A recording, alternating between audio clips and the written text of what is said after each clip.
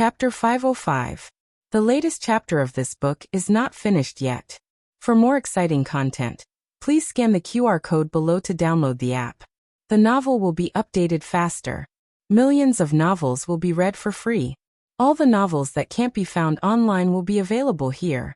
Governor Cheng noticed that General Gu looked a little confused after he finished speaking. Governor Cheng thought to himself, I understand now. He must be too happy. Isn't it true that he came all the way here just to save his grandfather? Look at his reaction. What a filial grandson. However, he didn't have to be so confused. Why did he look like he suddenly remembered that he had a grandfather? Governor Cheng shook his head vigorously. Impossible. Absolutely impossible. General Gu was a filial grandson. He wasn't the kind of person who would forget his grandfather just because he had a younger sister. Governor Cheng smiled and bowed. Then, I'll take my leave now. I still have some things to deal with in the yamen. I'll come back tomorrow to pay my respects to you. Gu Changqing coughed softly and said, Okay, you can go now. After Governor Cheng left, Gu Changqing wiped the cold sweat off his forehead. He turned around and entered the tent. His gaze fell on Gu Jiao. Gu Jiao was admiring her red tasseled spear. After the battle, the small braids on the spearhead were dirty. The small red flowers on the spear were also scratched. However, Gu Changqing had cleaned and repaired them. They looked exactly the same as before. Do you like it? Gu Changqing's gaze softened. I like it. Gu Jiao didn't have any special interest in small red flowers and small braids. However, they were all made by little Jing Kong himself. Gu Jiao had always cherished them. If little Jing Kong found out that they were broken, little Jing Kong would be sad.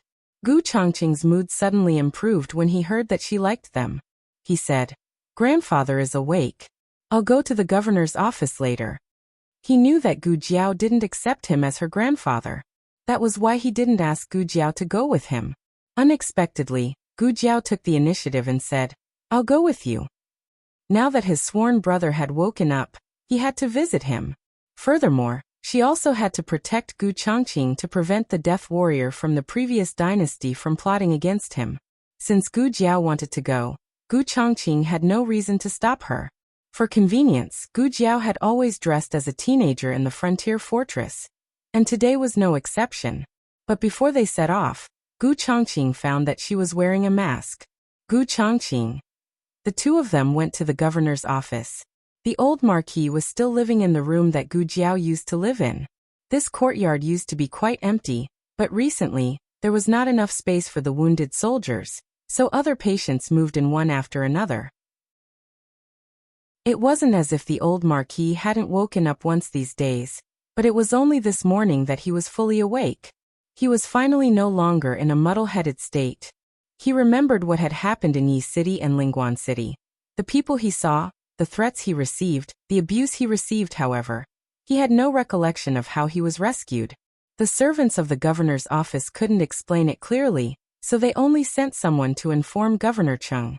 Governor Cheng wanted to personally come and get familiar with him, but he didn't have the guts to neglect his duties under the Gu family army's watch. The old marquis only knew that the Gu family army had arrived at the frontier fortress when he heard the servants say that wounded soldiers had moved into the governor's office. Then his grandson should be coming to see him soon. In the end, the old marquis waited an entire day, but his grandson didn't come to see him. In the corridor, Gu Changqing and Gu Jiao stopped in their tracks. Gu Changqing looked at Gu Jiao and said, Do you want to see grandfather? Gu Jiao reached out her small hand and tidied his clothes. She looked at him with a very kind gaze. You go first. Gu Changqing. I suddenly feel that there is something wrong with my seniority. Gu Jiao blinked. I'll let you be my older brother for a day, that's enough. After this, I'll be your grandfather's sworn brother. Anyway, you know it too. Gu Jiao patted his shoulder. Go, Gu Changqing. Gu Changqing entered his grandfather's room under Gu Jiao's kind and gratified gaze. There were no wounded soldiers in the room next door for the time being, so Gu Jiao planned to go in and sit. Just as she opened the door, she caught a glimpse of two Gu family soldiers carrying a wounded soldier over. Then they stopped in front of Gu Jiao. Dr. Gu. The two Gu family soldiers carrying the stretcher greeted Gu Jiao. Gu Jiao looked at the stretcher. and saw that it was Gu Chengfeng. Why are you here? Why are you here? The two spoke at the same time. Gu Chengfeng valiantly said, I'm here to see my grandfather. I heard that my grandfather woke up, and it just so happened that there wasn't enough space in the wounded barracks, so I simply moved to the governor's office.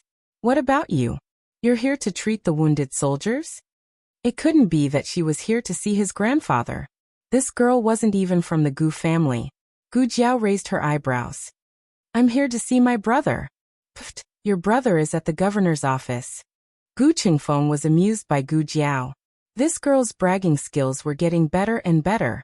He couldn't believe that he actually believed that she went north with some idiot to save her brother. However, after spending so much time together, he hadn't even seen a strand of hair on her brother and the idiot's person, let alone them. In his opinion, this girl was simply lying. He is here, Gu Jiao said seriously. Oh, Gu Chengfeng chuckled. Then who is your brother? Point him out. Gu Jiao thought for a moment. I'm afraid I'll scare you to death. Keep bragging, you'll scare me to death? As long as your brother isn't my grandfather. Even Tang Yueshan won't scare me to death. You called me. Tang Yueshan's voice suddenly came from behind Gu Chengfeng's stretcher. F***CK. Gu Chengfeng shuddered and fell off the stretcher with a thud. He looked at Tang Yueshan awkwardly. Why are you here? Did he see a ghost in broad daylight? Speaking of Cao Cao, Cao Cao was not like this. Tang Yueshan said impatiently. You can move here, but I can't? It wasn't that he wanted to move, but that the wounded soldiers' barracks couldn't accommodate them. Allocation to the governor's office wasn't based on status, but on injuries. Tang Yueshan and Gu Chengfeng happened to be in the group with serious injuries, but stable conditions that could be moved. Gu Chengfeng snorted. You can come, but you have to be in the same courtyard as me. Tang Yueshan said irritably. So what if we're in the same courtyard? It's not the same room. You're in the same ward. The accompanying doctor looked at the roster in his hand and said expressionlessly. The two of them were speechless. Gu Chengfeng and Tang Yueshan were carried into the room next to the old dukes. They had fought side by side on the battlefield and helped each other, but off the battlefield, they were no longer friends. Gu Chengfeng hated Tang Yueshan, and Tang Yueshan looked down on Gu Chengfeng. They didn't see eye to eye and nose to nose. In comparison, Tang Yueshan found Gu Jiao much more pleasing to the eye. Gu Jiao said to the accompanying doctor, Leave this to me. You can go do other things. Yes, Dr. Gu. The accompanying doctor went to settle the other patients. There was originally only one Arhut bed in the room, but another was added after the new patients. Tang Yueshan wasn't picky about the bed, and Gu Chengfeng successfully occupied the spacious Arhut bed. Tang Yueshan's small bamboo bed was pressed against the wall, and the old duke's was right next to it. In fact, the two rooms were originally one, but they were later separated by a wall made of rosewood. As a result, the soundproofing was inevitably worse. He heard voices from next door. Tang Yueshan wasn't a virtuous gentleman, but he wasn't a gentleman either. He swore that he didn't mean to eavesdrop. Tang Yueshan's expression changed as he listened. Gu Chengfeng glared at Tang Yueshan from time to time, and after the nth time, he noticed that something was wrong with Tang Yueshan. What was this guy doing? His ear was so close to the wall. Was he eavesdropping? His grandfather was next door. Tang Yueshan was so shameless. How dare he eavesdrop on his grandfather? He wanted to hear it too. When Gu Jiao took out 2 thermometers from the small medicine box, she turned around and saw 2 men who didn't get along with each other sitting on the small bamboo bed together. Their ears were pressed tightly against the wall. Gu Jiao. Alas, you guys are really, you don't call me either. After a while, all 3 of their ears were attached to the wall. In the next room, the old duke had just woken up. He had regained his consciousness, but he hadn't learned any martial arts, so he didn't notice that someone was eavesdropping on him. Gu Chongqing noticed that there was someone next door, but he thought it was Gu Jiao, so he didn't pay much attention to it. The old duke couldn't help coughing for a while. Gu Chongqing handed him a cup of hot water. The old duke took it and looked at Gu Chongqing, who didn't make any eye contact with him. He sighed and said earnestly, Are you still angry with me? Gu Chongqing lowered his eyes and said, Grandfather, I don't understand. The old Duke said earnestly. You're my eldest grandson. I raised you myself. How can I not know what you're thinking? There are some words that I originally planned to keep to myself and bring to my grave after I die. But not long ago, when I thought that I was definitely going to die, all I could think of was how regretful I was for not telling you everything. Gu Chongqing didn't say anything. He didn't care what his grandfather was hiding from him. The old Duke put the teacup on a stool and said, What I'm going to say next may be hard for you to accept. Gu Chongqing sneered at himself and said pointedly, What can't I accept? You do. The old Duke looked at him, his expression gradually becoming serious. Do you think I killed your mother? Gu Chongqing clenched his fingers. The old Duke said, Let me guess. Concubine Ling told you, right? I didn't expect that she would see what happened that year. Did she tell you that your mother's condition had improved at that time, but after I went to see her, her condition suddenly worsened? So I was the murderer, and you believed me. Could it be that I was wrong?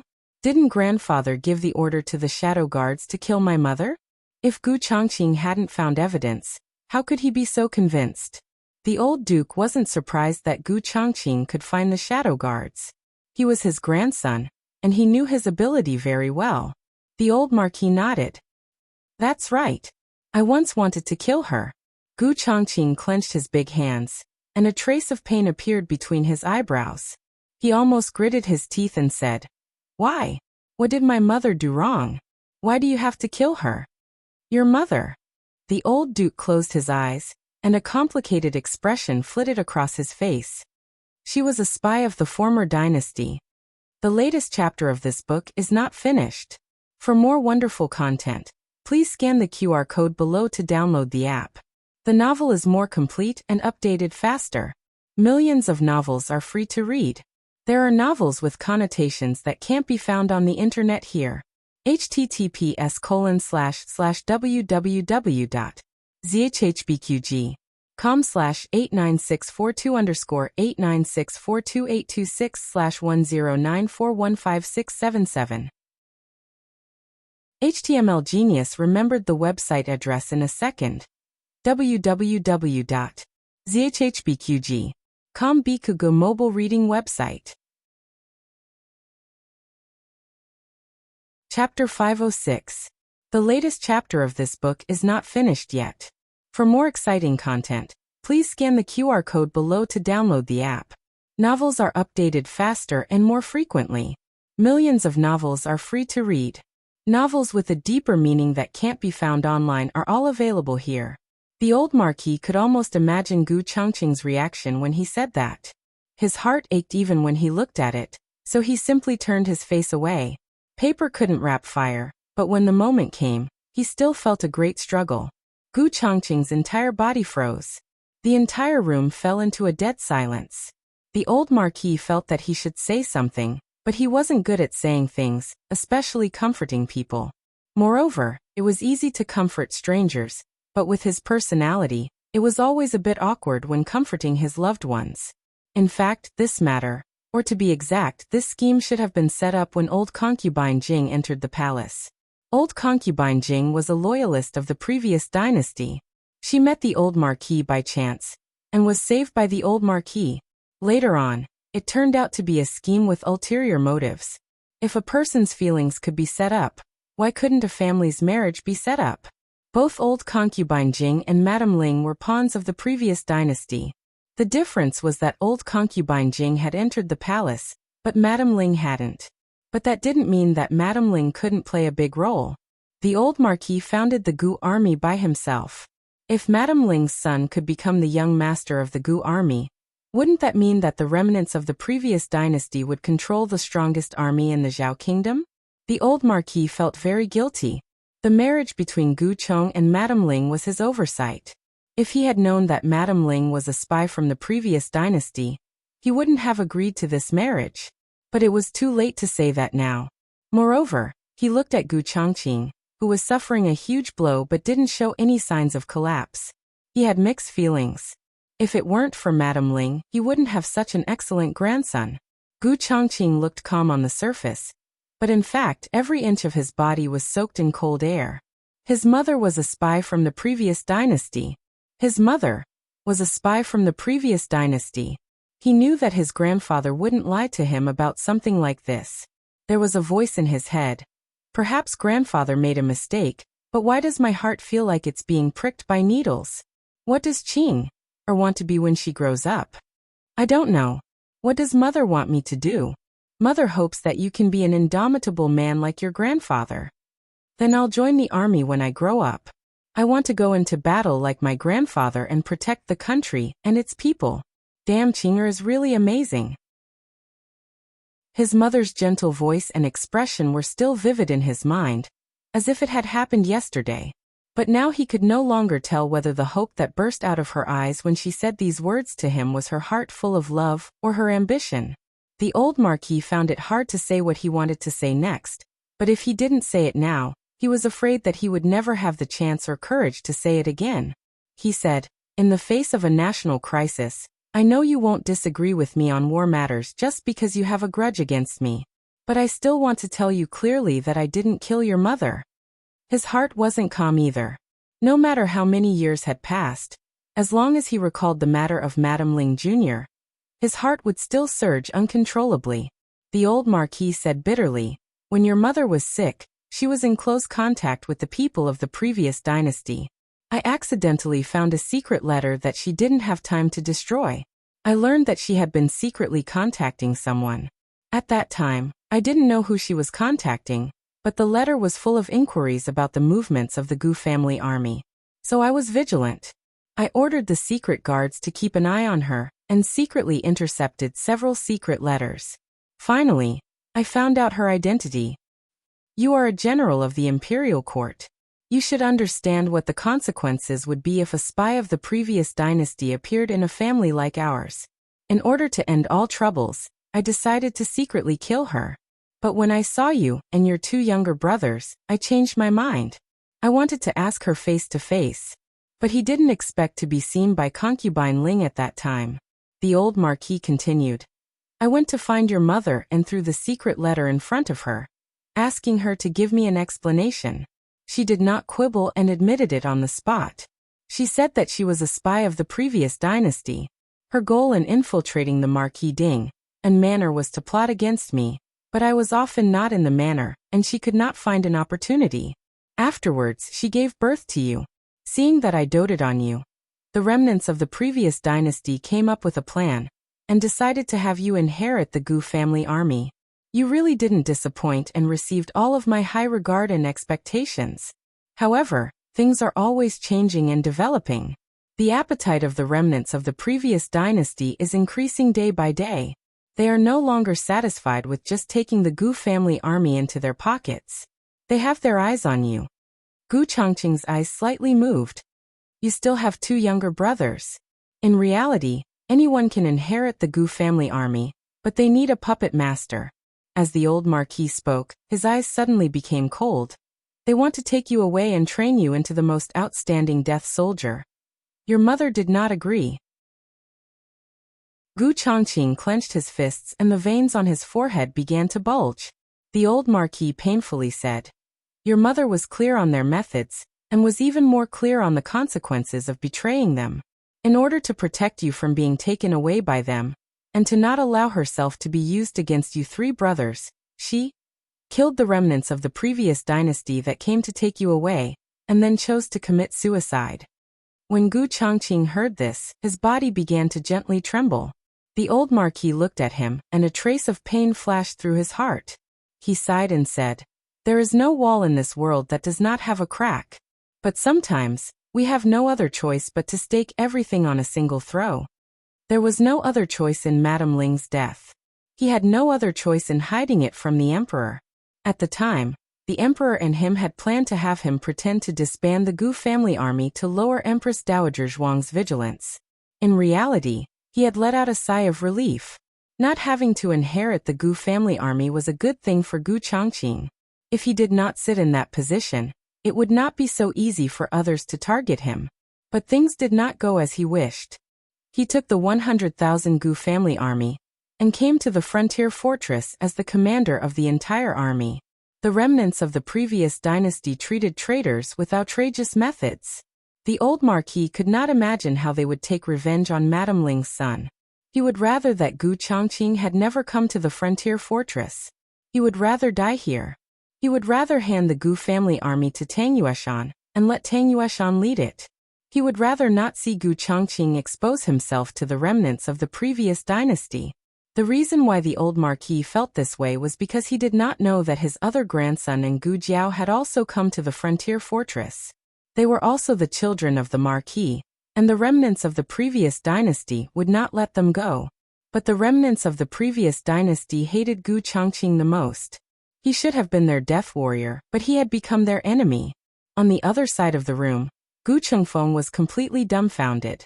He was more shocked than Gu Changqing. First of all, he did not know that his eldest brother was here.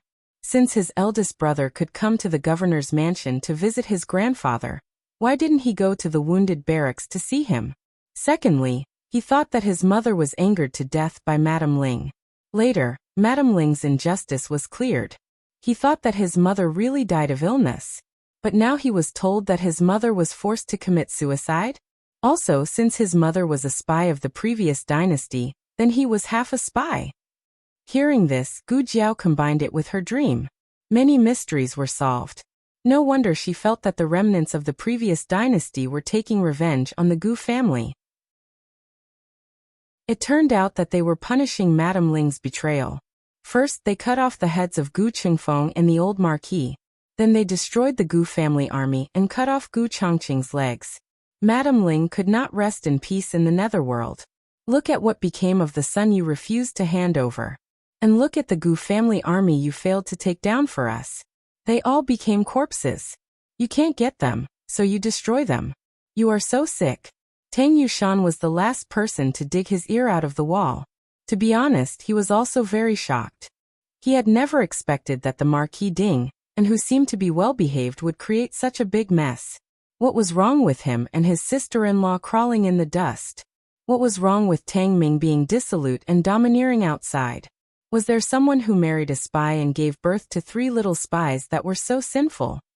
Tang Yueshan suddenly felt that his image was unprecedentedly glorious. He thanked his colleagues for setting him off. After the shock passed, Tang Yueshan began to make his own plans. When he went back to the Empress Dowager and His Majesty to report 1, 2, or 3 little spies from the previous dynasty, how much merit could he obtain? As soon as this thought flashed through his mind, Tang Yueshan felt a little cold on his forehead. He came back to his senses and looked carefully. He saw Gu Jiao standing in front of him with a huge needle in her hand. He turned pale with fright and his body trembled. "What are you doing?" Gu Jiao pushed the syringe with her thumb. Poisoning you. Tang Yueshan. The newest chapter of this book is not finished yet. For more exciting content, please scan the QR code below to download the app. Novels are updated at a faster rate. Millions of novels are free to read. Novels with connotations that can't be found online are all available here. https://www.zhbqg.com/89642_8964286/10939027. HTML Genius 1 second. Remember this website address. www.zhbqg.com Bikugo mobile reading website. Chapter 507. The latest chapter of this book is not finished yet. For more exciting content, please scan the QR code below to download the app. Novels are updated faster and more frequently. Millions of novels are free to read. There are all kinds of novels that you can't find online. Tang Yueshan was so scared that he almost rolled off the bamboo bed. Did she have to be so cruel? She gave him an injection again. She gave him such a thick and long needle. Was she sure that wasn't an injection for a pig? Tang Yueshan was not afraid of being poisoned, but he was afraid of injections. It was an indescribable fear. Tang Yueshan's mouth twitched. He said sarcastically, "We're comrades who fought side by side. Is this how you treat me?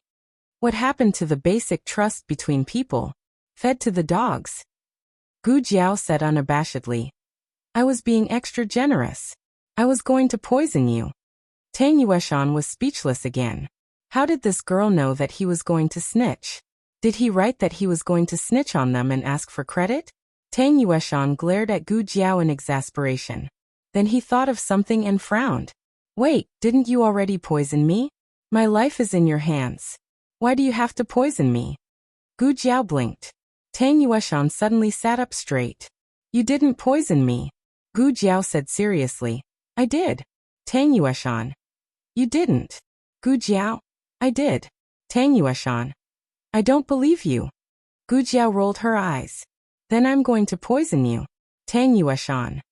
Tang Yueshan, who could not be corrupted by wealth and power, finally succumbed to the needle and promised that he would never tell anyone what he heard today.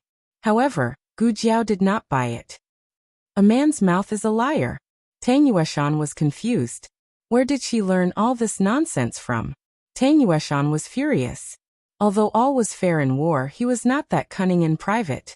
He was not as shameless as Marquis Xianping. Tang Yueshan was a little angry, but he said seriously, I'm the Grand Marshal of the world. I promised to keep your mouth shut, so I will keep my promise. Why don't you believe me? It's not impossible for me to believe you. Gu Jiao rubbed his chin and looked Tang Yueshan up and down. Tang Yueshan felt an inexplicable sense of foreboding. What? What are you going to do? Gu Jiao crossed her arms and gently tapped her arm with her fingertips. She cast a sidelong glance at him and said, If you become my little henchman, I'll believe you and won't poison you. Tang Yueshan was puzzled. What's a minion? Gu Jiao said, little brother. Tang Yueshan could not believe his ears. What did the girl just say? Little brother? Him. Ha. He was the Grand Marshal of the world. Why would he be a little girl's little brother? This girl must have either gone crazy, or she must have been scared silly by the fact that Marquis Ding and Fu had spies. Although she was not Madame Ling's child, she was still of the Marquis Fu's bloodline. When the nest is overturned, there are no eggs left intact. Marquis Ding and Fu had been accused of treason. Where could she go unharmed? She would probably fall out of favor with both the Emperor and the Empress Dowager. TSK.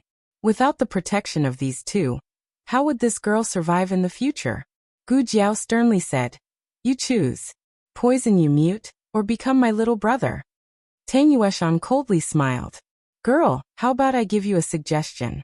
If you become my disciple, I will consider not killing you when I return to the capital. Tang Ming was his son, but if this girl became his disciple, then she could be considered half a daughter. If a daughter hurt a son, then it was a family matter. The family law was enough. There was no need to shout about killing. He was not like Gu Chao, that stubborn old man, who valued boys over girls.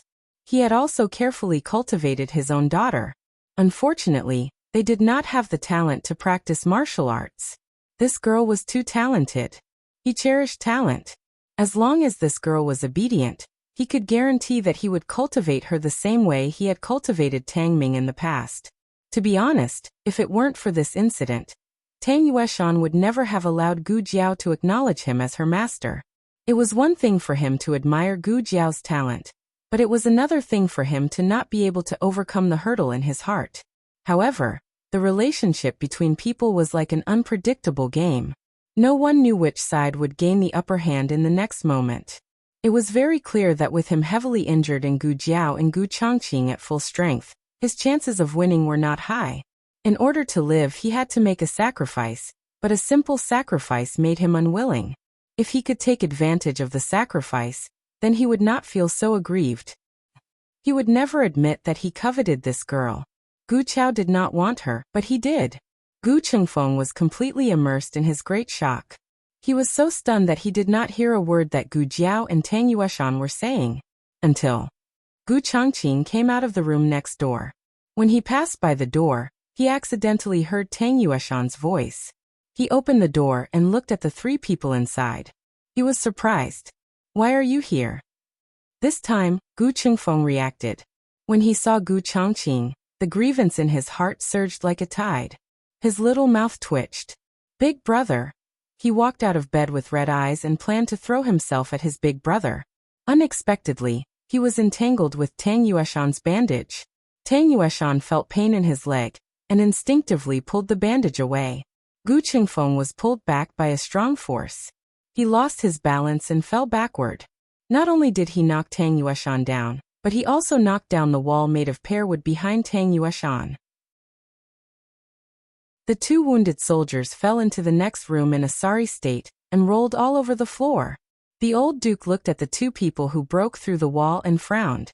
Gu Qingfeng's arm was bandaged, but his leg was not. He endured the pain and stood up from the pile of planks. He looked at the old duke, whom he had not seen for days. The old marquis also looked in his direction, revealing a look of surprise and excitement. Gu Qingfeng was slightly stunned. Grandfather is so excited to see me? Grandfather's favorite grandson is me. Gu Qingfeng was ecstatic. The haze of knowing that he was half a spy was swept away. He walked to his grandfather with tears in his eyes. He came to the bedside. He looked at his grandfather with tears in his eyes. Grand. Before he could finish the word, his grandfather pushed him away with his arm that was stuck to the splint. The old duke looked at Gu Qingfeng's back with great excitement. Little brother. Gu Qingfeng, little brother? Tang Yueshan, half buried under the planks, looked behind him. Where did this little brother come from? Gu Jiao had already put on her mask. She also looked at the old duke with great excitement. She strode over to the bed, sat down, and held his hand. Big brother. The old duke's eyes were full of tears. Little brother. Gu Jiao, big brother. The old duke held Gu Jiao's hand and cried. Little brother. It's really you. I thought I would never see you again in this life. It's so good to see you again in this life. Gu Qingfeng and Tang Yueshan finally understood who he was calling little brother. They vomited blood. Digression. Xiaofeng. I treated you as a sister, but you secretly became my granduncle. The latest chapter of this book is not finished yet. For more exciting content, please scan the QR code below to download the app. Novels are updated faster. Millions of novels are free to read. There are all kinds of novels that you can't find online. https://www.zhbqg.com/89642_8964286/1093895562. HTML Genius memorized the website address in 1 second. www.zhbqg.com Bikuj mobile reading website. Chapter 508. The latest chapter of this book is not finished yet. For more exciting content, please scan the QR code below to download the app. Novels are updated faster. Millions of novels are free to read. Novels with content that can't be found on the internet are all available here. Gu Qingfeng's heart suffered 100,000 critical hits. Vomiting blood could not alleviate the symptoms.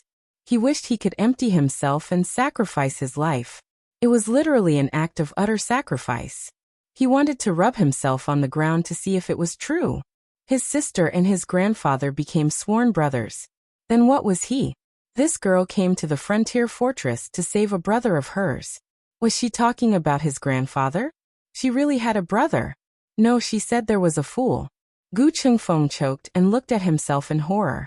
He could not move his right arm, and then looked at Tang Yueshan, who could not move his left leg. The fool must be Tang Yueshan. No refuting. Tang Yueshan looked at Gu Qingfeng and frowned.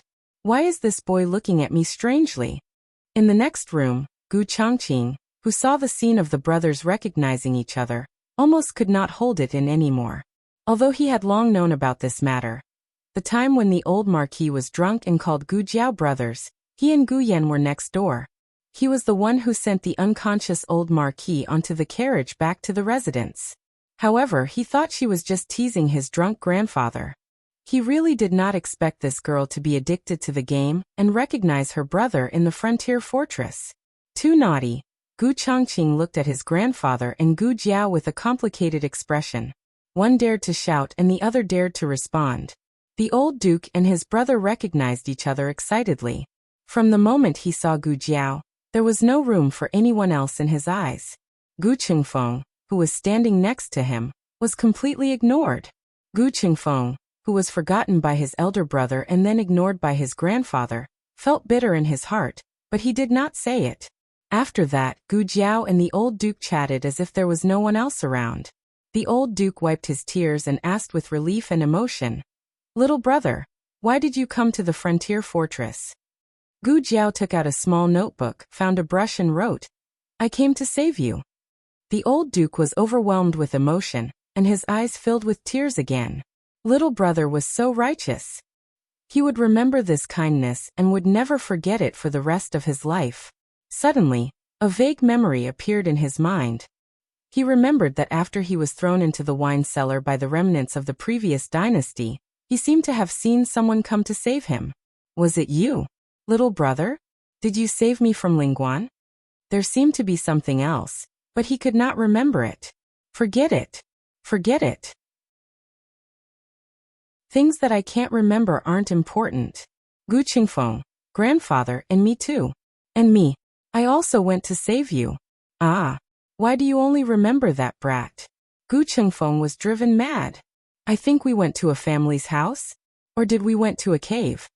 The old marquis tried his best to search through his memories. He felt that there was something else in his memories, but he still couldn't remember it. Tang Yueshan. My goodness, you don't even remember this marshal. This marshal carried you all the way from the wooden house to the cave. My fingers got frostbite from carrying you. My injuries, were you also the one who treated them, right? The old duke's gratitude and excitement could not be described with words. He patted Gu Jiao's hand and said in a choked voice, I, Gu Chao, have done two things correctly in my life. One was to establish the Gu army, and the other was to get to know you, little brother. Gu Jiao held his hand tightly and nodded deeply and solemnly. Brothers will walk together for life. After that, the old duke was concerned about Gu Jiao's injuries. He was relieved when he learned that Gu Jiao was fine. Gu Qingfeng. No, when Big Brother came in, you didn't even care if he was injured. As the old duke and Gu Jiao chatted, a new injured soldier was transferred to the courtyard. A soldier accidentally fell from the bed, causing a second injury to his wound. Gu Jiao scribbled in his notebook. I'll go take a look. I'll talk to you later. The old duke nodded. Little brother, go do your thing. His little brother was really amazing. Not only did he know martial arts, but he also knew medicine. This was the true definition of courage and benevolence. Gu Jiao went. Gu Qingfeng straightened his back. Finally, it was his turn. He wanted to show his grandfather that he was also a brave and good soldier, who guarded the border. His injuries were his most honorable medal. He smiled. Grandfather. Huff, huff. A series of rhythmic snores answered him. Gu Qingfeng's smile gradually stiffened. After the wooden wall collapsed, Advisor Hu of the governor's office quickly had someone bring in a landscape screen. The old duke was asleep. He could only say to Tang Yueshan and the two Gu brothers in the other room, well, there are no carpenters who can come over for the time being. Let's use a screen to separate them first. They did not speak. Advisor Hua, are you not satisfied with this arrangement? But he was not lying. All the carpenters in the city had been recruited to build and repair military equipment. There was really no one to repair the wall. Put it here, Gu Changqing said. Ah, yes, yes. Advisor Hu asked someone to clean up the wooden planks on the floor and put the screen back in place. Then I'll take my leave. Gu Changqing nodded slightly. Advisor Hu left as if a heavy burden had been lifted off his shoulders. Was it an illusion? Why did the atmosphere in the room feel a bit strange? Tang Yueshan could not move his leg. He lay back on the bed. Gu Changqing's leg was fine, but his arm hurt. He was also ordered to lie back on his bed by Gu Changqing. At this time, the atmosphere in the room was indeed strange. It was not because Gu Jiao and the old marquis had recognized each other as brothers, but because Gu Changqing and Gu Qingfeng had both reacted. Tang Yueshan had also seen everything that had happened today, including their mother's identity as a spy. What did this mean? It meant that if Tang Yueshan leaked the news, the whole war would be turned upside down. The Gu army would not fight for a spy from the previous dynasty. If they knew that Gu Changqing was the descendant of a spy from the previous dynasty, they would rebel. Gu Changqing said to Gu Qingfeng, From now on, keep an eye on him. Don't let him contact anyone. I'll tell the Jiao Jiao that all the doctors in this courtyard will be replaced by those from the Miracle Hall. Gu Qingfeng curled his lips. No need. That girl plans to poison him mute. Gu Changqing paused and said, he can still write even if he's mute. Gu Qingfeng said lightly, oh, then tell that girl to break his hand too. The kind that can't be seen. Tang Yueshan's heart trembled. How could you siblings be so cruel? And when did I say I was going to leak the news? Am I, Tang Yueshan, someone who doesn't care about the big picture? Can I shake the morale of the border soldiers for a little merit? I'm going to report you 3 spies to the Empress Dowager and His Majesty when I return to the capital in triumph. Gu Changqing thought for a moment and sighed. Forget it. I'll do it. I don't want to dirty Jiao Jiao's hands. He pulled out a dagger and walked toward Tang Yueshan. Tang Yueshan trembled. At this moment, Gu Jiaojiao returned to the room after the operation. Tang Yueshan reached out his hand to her almost without thinking. Do you still need a little henchman? Digression / amazed face / the latest chapter of this book is not finished yet. For more exciting content, please scan the QR code below to download the app. Novels are updated faster. Millions of novels are free to read. There are all kinds of novels that can't be found on the internet. https://www.zhhbqg.com/89642_8964286/1093833793. HTML Genius memorized this site's address. www.zhhbqg.com Bikuj mobile reading website. Chapter 509. The latest chapter of this book is not finished yet. For more exciting content, please scan the QR code below to download the app. Novels are updated faster. Millions of novels are free to read. There are all kinds of novels that can't be found on the internet. The Supreme Marshal of the world's armed forces had once again fallen into Gu Jiao's hands. Since he was Gu Jiao's follower, Gu Jiao patted her chest to show that she would protect him. Okay, you can put away the dagger. It's not good to scare my follower, Gu Jiao said to Gu Changqing. Gu Changqing put away the dagger. Gu Qingfeng's mouth twitched. That's okay. Gu Changqing put away the dagger so easily. Tang Yueshan was also a little dumbfounded. He felt that he had agreed too quickly. What happened? But on second thought, Gu Changqing was a gentleman in principle, but he was not stupid. He would not put the border soldiers and civilians in prison for one person's life. If killing Tang Yueshan could save everyone, Gu Changqing would not hesitate to kill him. This was Tang Yueshan's judgment of Gu Changqing. And because of this, Tang Yueshan believed that Gu Changqing really wanted to kill him. Yes, that's right. Gu Changqing must be serious. He wasn't just scaring her. He was not that easy to scare. There was nothing to regret. A wise man submits to circumstances. A real man knows when to yield, and when to stand tall. In ancient times, there was Go Jian, the king of Yu. Today there was Tang Yueshan who recognized a thief as his brother. After the sudden recruitment ceremony, the few of them began to discuss business. In fact, Gu Changqing had something to ask Tang Yueshan. If Tang Yueshan did not come to the governor's mansion, he planned to visit him at the wounded barracks after visiting his grandfather. Is it about the siege? Tang Yueshan asked. He was still lying on his bed. Gu Jiao put him on an 4-drip. Because he was now a little henchman, his treatment was upgraded. Gu Jiao gave him a retention needle, so he did not have to do needles every day. Gu Changqing sat at a square table in the room. Tang Yueshan's bed was directly opposite him, and Gu Qingfeng's was on his left. They were about the same distance apart, but he chose to sit in the chair facing Tang Yueshan because he was mainly discussing business with Tang Yueshan. Gu Qingfeng could only pout and look at the side of his brother's face. He deliberately turned over and made a big commotion.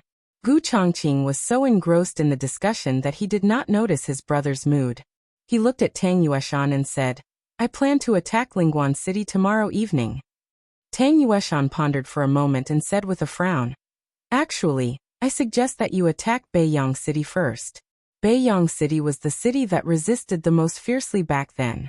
The reason why they resisted so fiercely was because the remnants of the previous dynasty didn't fully infiltrate the city.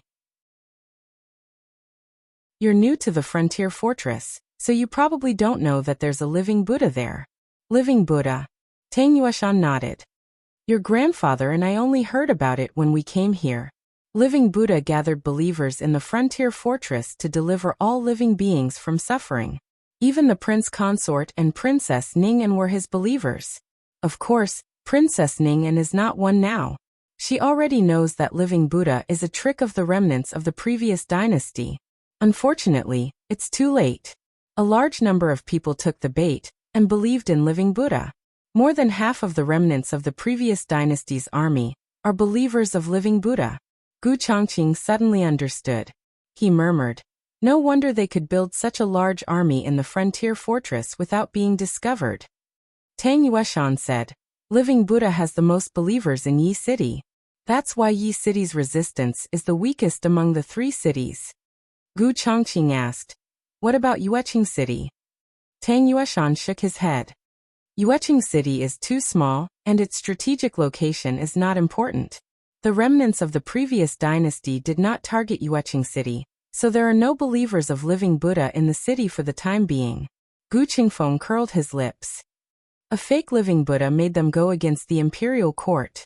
Isn't that unbelievable? Tang Yueshan said. Those devout believers are even willing to give their lives to Living Buddha.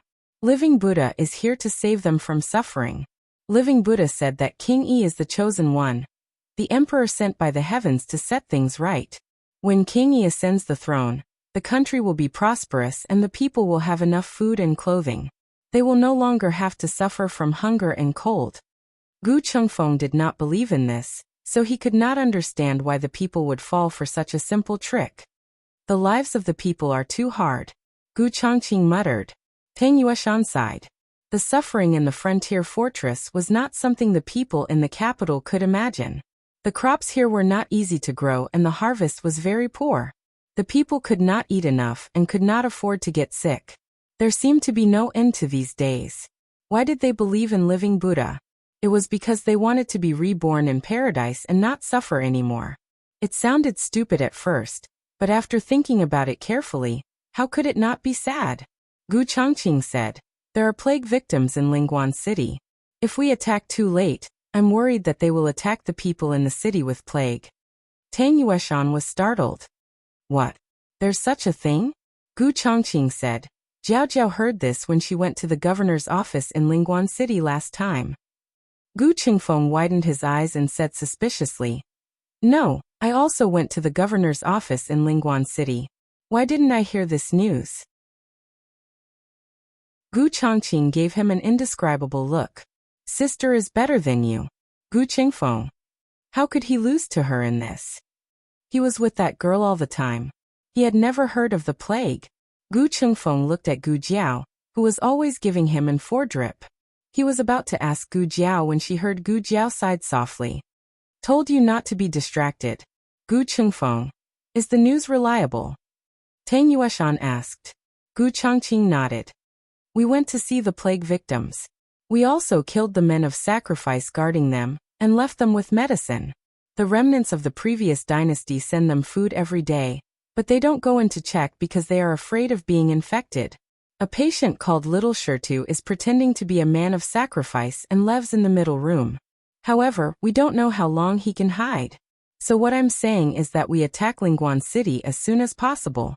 The consequences of the plague were not as terrible as any war. If the remnants of the previous dynasty found out something was wrong, they would release the patients in anger or kill them and spread their clothes and blood to the people in the city. Lingguan City would be in danger. Tang Yueshan's face darkened. Although he knew that the remnants of the previous dynasty were a group of bad people, he didn't expect them to use such despicable means. It seemed that they had to attack Lingguan City first. Can the plague really be cured? Tang Yueshan asked. In Tang Yueshan's impression, the plague was usually not quelled by treatment. The victims of the plague were quarantined and died. Only when no more people were infected would the plague be considered to be over. Only Gu Jiao could answer this question. Gu Jiao hung the foredrip on the hook at the head of the bed and said, "It can be cured. However, it's best not to let too many people get infected. I'm afraid that there won't be enough medicine.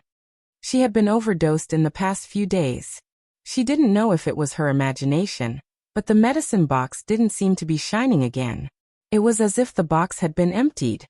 This girl can even cure the plague. Tang Yueshan clutched his chest. What's with this sudden sense of pride? What's the relationship between the remnants of the previous dynasty and the Chen army? Gu Changqing continued to ask. Tang Yueshan said, they are not completely united. On one hand, there are certain differences in the distribution of benefits. On the other hand, there are differences in the methods they use to fight the enemy. For example, Gu Changqing looked at him. Tang Yueshan said with a hint of sarcasm. For example, the Chen army wanted the remnants of the previous dynasty to hand over Princess Ning'an. They wanted to use her to threaten the soldiers at the border, but the emperor's son-in-law stopped them. Gu Qingfeng chuckled. Is the emperor's son-in-law true to Princess Ning'an? Then why did he destroy her country? Tang Yueshan squinted at him. What do you know? An ambitious man will not be willing to be the emperor's son-in-law without real power. Besides, he is a member of the royal family of the previous dynasty. It is his mission to restore the country. Gu Changqing asked. What about the emperor's uncle Prince Yi? Tang Yueshan said. He also wants to hand Princess Ning'an over to the Chen army. However, the emperor's son-in-law's desire is too strong. The emperor's son-in-law has a good reputation at the border. Therefore, Prince Yi hasn't fallen out with his nephew yet. When your grandfather wanted to rescue Princess Ning'an, I didn't support him because I felt that strategically speaking, if Princess Ning'an was in the emperor's son-in-law's hands, there would always be a crack in the relationship between the three parties. However, if Princess Ning'an was gone, they would be completely united. Gu Qingfeng sat up. But what if Prince Yi killed Princess Ning'an, in order to cut the Gordian knot? Tang Yueshan sighed. Your grandfather thought so. That's why he went to rescue her regardless of his own safety. Tang Yueshan didn't agree with the old Marquis's decision, but he couldn't stop him. After all, the old Marquis had the emperor's order. The emperor had ordered him to bring Princess Ning'an back unharmed, so he had to bring her back. Gu Qingfeng snorted and lay back on the bed. If you send more people, maybe my grandfather won't be in trouble. Tang Yueshan shook his head. It won't help even if they go. This is what I found out when I was hiding after the defeat. The emperor's son-in-law has a very powerful death warrior by his side. Even the 3 dragon shadow guards sent by concubine Jing to protect Princess Ning'an were no match for him, let alone the soldiers under my command. Your grandfather's martial arts aren't weak, so he has a chance of winning against the dragon shadow guards. However, it's hard to say if 3 dragon shadow guards attack at the same time. Is he that powerful? Gu Qingfeng was surprised. Gu Jiao quietly closed the medicine box. Was this death warrior the same one who cut off Gu Changqing's legs in the dream? If he could defeat 3 dragon shadow guards, then it was no wonder he could plot against Gu Changqing. However, from the looks of it, Gu Changqing's combat strength wasn't weak. Otherwise, he could have killed Gu Changqing in the open. What are you thinking about? Gu Changqing asked Gu Jiao after they came out of the room. It's snowing again. Gu Jiao stood in the corridor and looked at the swirling snowflakes. It's a good time to march. I wonder when it'll stop. It would be better to fight after the snow stopped. 7 o'clock, Gu Jiao said. You know how to read the sky? Gu Changqing looked at her in surprise. Gu Jiao nodded without changing her expression. Yes, a little. Gu Changqing smiled softly. He took off his cloak and put it on Gu Jiao. His slender but callous fingers tied the ribbon of the cloak for Gu Jiao. Gu Qingfeng's arhut bed was facing the main door. He lay on the bed and looked sourly at the scene of his elder brother putting on a cloak for Gu Jiao. He snorted and turned his body heavily. He didn't want to talk to his brother anymore. Tang Yueshan's thunderous snoring came from the room. Gu Qingfeng was upset. He covered his head with the quilt and stuffed his ears with cotton. However, as a martial artist, his hearing was too strong. Tang Yueshan's snoring was like thunder in his ears. Gu Qingfeng didn't know whether he was more angry at his brother for ignoring him, or at Tang Yueshan's snoring. You're all pissing me off. Fine. When I recover, I'll go back to the capital. I'll never come to this damned place again. What damned place? A familiar voice sounded beside his bed. Gu Qingfeng shuddered and froze. Why are you covering your head with the quilt? Don't you feel stuffy? Gu Changqing reached out and pulled Gu Qingfeng's quilt down slowly. Gu Qingfeng resisted weakly, but he didn't have much strength. He looked at his brother who suddenly came back. His grievance multiplied. He knew he wasn't that good, but he tried his best. His brother praised all the soldiers who defended the city, but he didn't. He wasn't bad. He changed from a scholar to a soldier who killed enemies. He didn't retreat, abandon the city, or run away. Actually, he also felt that it was very difficult and bitter. After all, he had not suffered since he was young. He wasn't used to it at all. But he endured it. He didn't complain at all. Why couldn't his brother see his efforts? Does it still hurt? Gu Changqing asked. Now you care about me. It's too late. Gu Qingfeng awkwardly moved in. Why aren't you praising me? Why aren't you praising me? There's something I want to give you. Gu Changqing said softly. It must be that girl who chose the leftovers. I don't care. What is it? Gu Qingfeng lowered his voice and asked in a low voice. Look for yourself. Gu Changqing placed something tied with a string above his head. Gu Qingfeng still didn't turn around to look at Gu Changqing. He coldly pulled that thing down with his hand. He casually glanced at it. Just a glance, and then his entire body froze. He almost instinctively sat up and looked at the small token in his hand in disbelief. His name, birthday, and place of birth were written on it. And on the back of the small token, there was a large Gu character. This is... He jumped down with a swoosh. With a limp arm, he looked at his brother. Gu Changqing also looked at him. His expression was solemn. His eyes revealed the unyielding spirit of a soldier. The Gu family army's wooden token. From today onwards, you are a true Gu family army soldier. You must be loyal to His Majesty and do your best for the people. You must abide by military orders, punish evil, and protect the country and the people. You must also protect every river in the country of Zhao. You must protect every inch of the country of Zhao. If the enemy invades, they can only step over your corpse. Gu Qingfeng's chest swelled. His eyes were red and hot tears rolled down. He straightened his body and solemnly swore. Gu family army Gu Qingfeng accepts. The newest chapter of this book is not finished yet. For more exciting content, please scan the QR code below to download the app. Novels are updated even faster. Millions of novels are free to read. Novels that can't be found online are all here. https://www.zhhbqg.com/89642_8964286/1093666670. HTML Genius memorized this website's address in 1 second. www.zhhbqg.com Bikuga mobile reading website.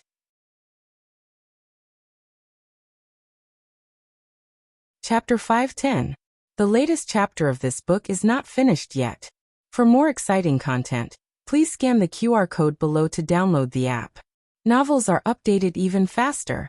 Millions of novels are free to read. There are novels with connotations that can't be found online here. The Gu army had been preparing to attack the city since yesterday.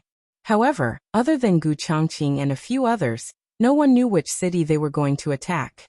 According to the information obtained by the Gu army scouts, the Chun army predicted that Gu Changqing would take the lead to attack Beiyang City. At this moment, Yi City had already begun to send reinforcements to Beiyang City. That's good.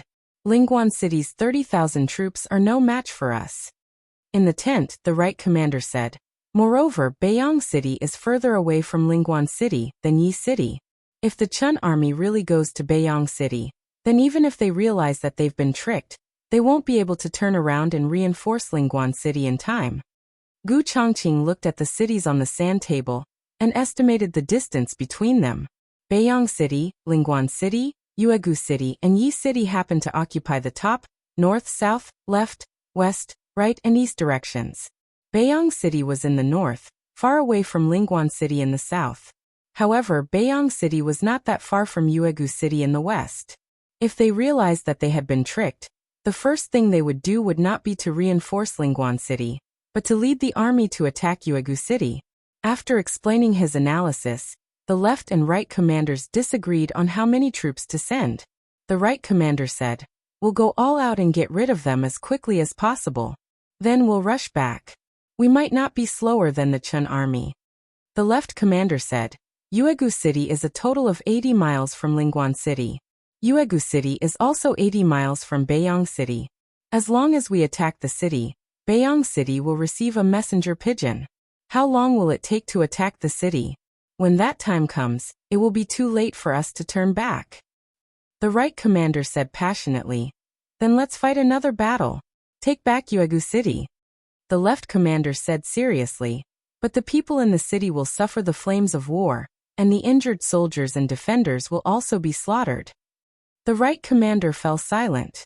Although his fighting style was aggressive, he did not ignore the lives of the people and the border soldiers.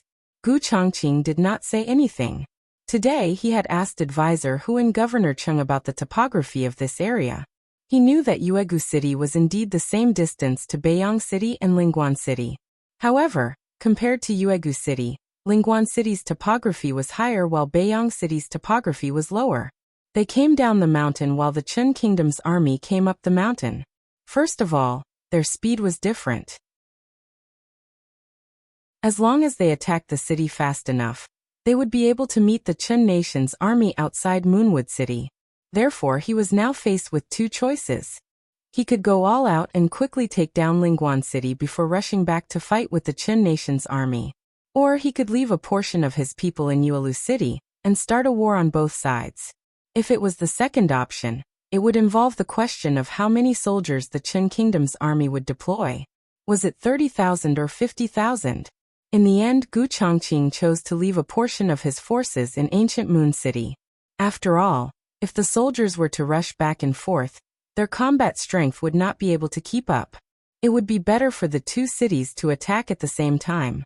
The soldiers of ancient Moon City would be able to rest and wait for the exhausted soldiers. They might not have the advantage in terms of numbers, but they would definitely be better in terms of combat power.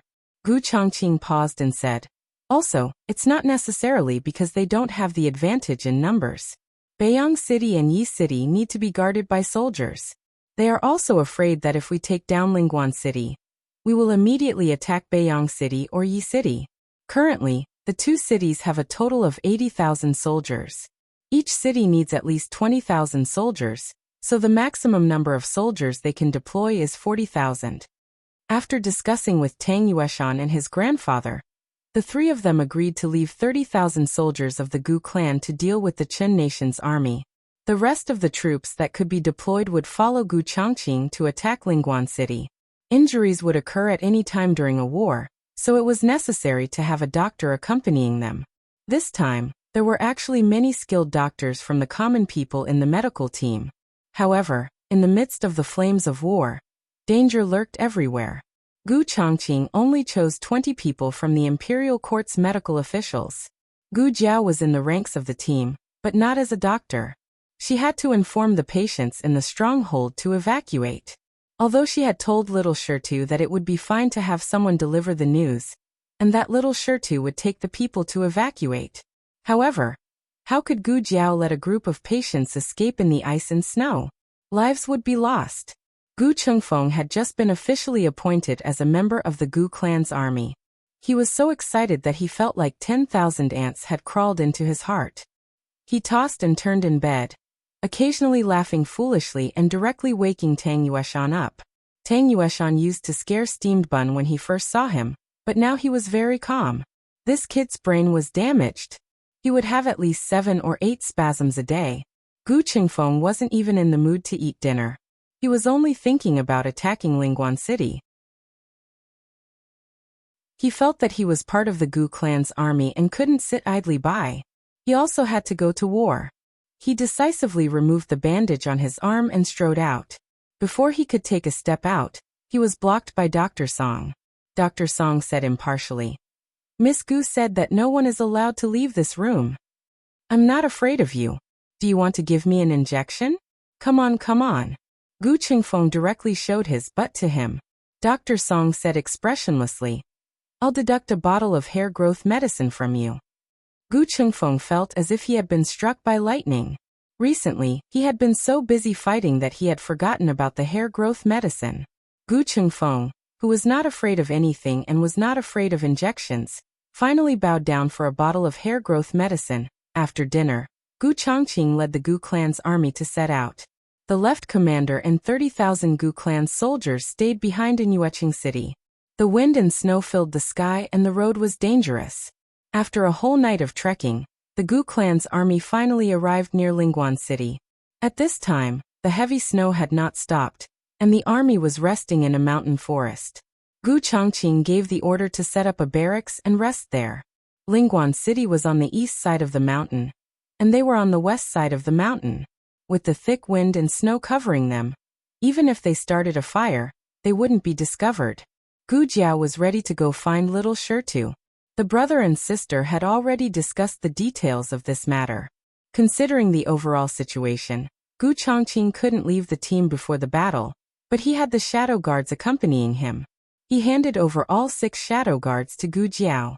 Early on, before they set off, Gu Jiao picked a few women in Yueqing City who knew acupuncture, and took them to make a few sets of protective clothing out of oiled paper.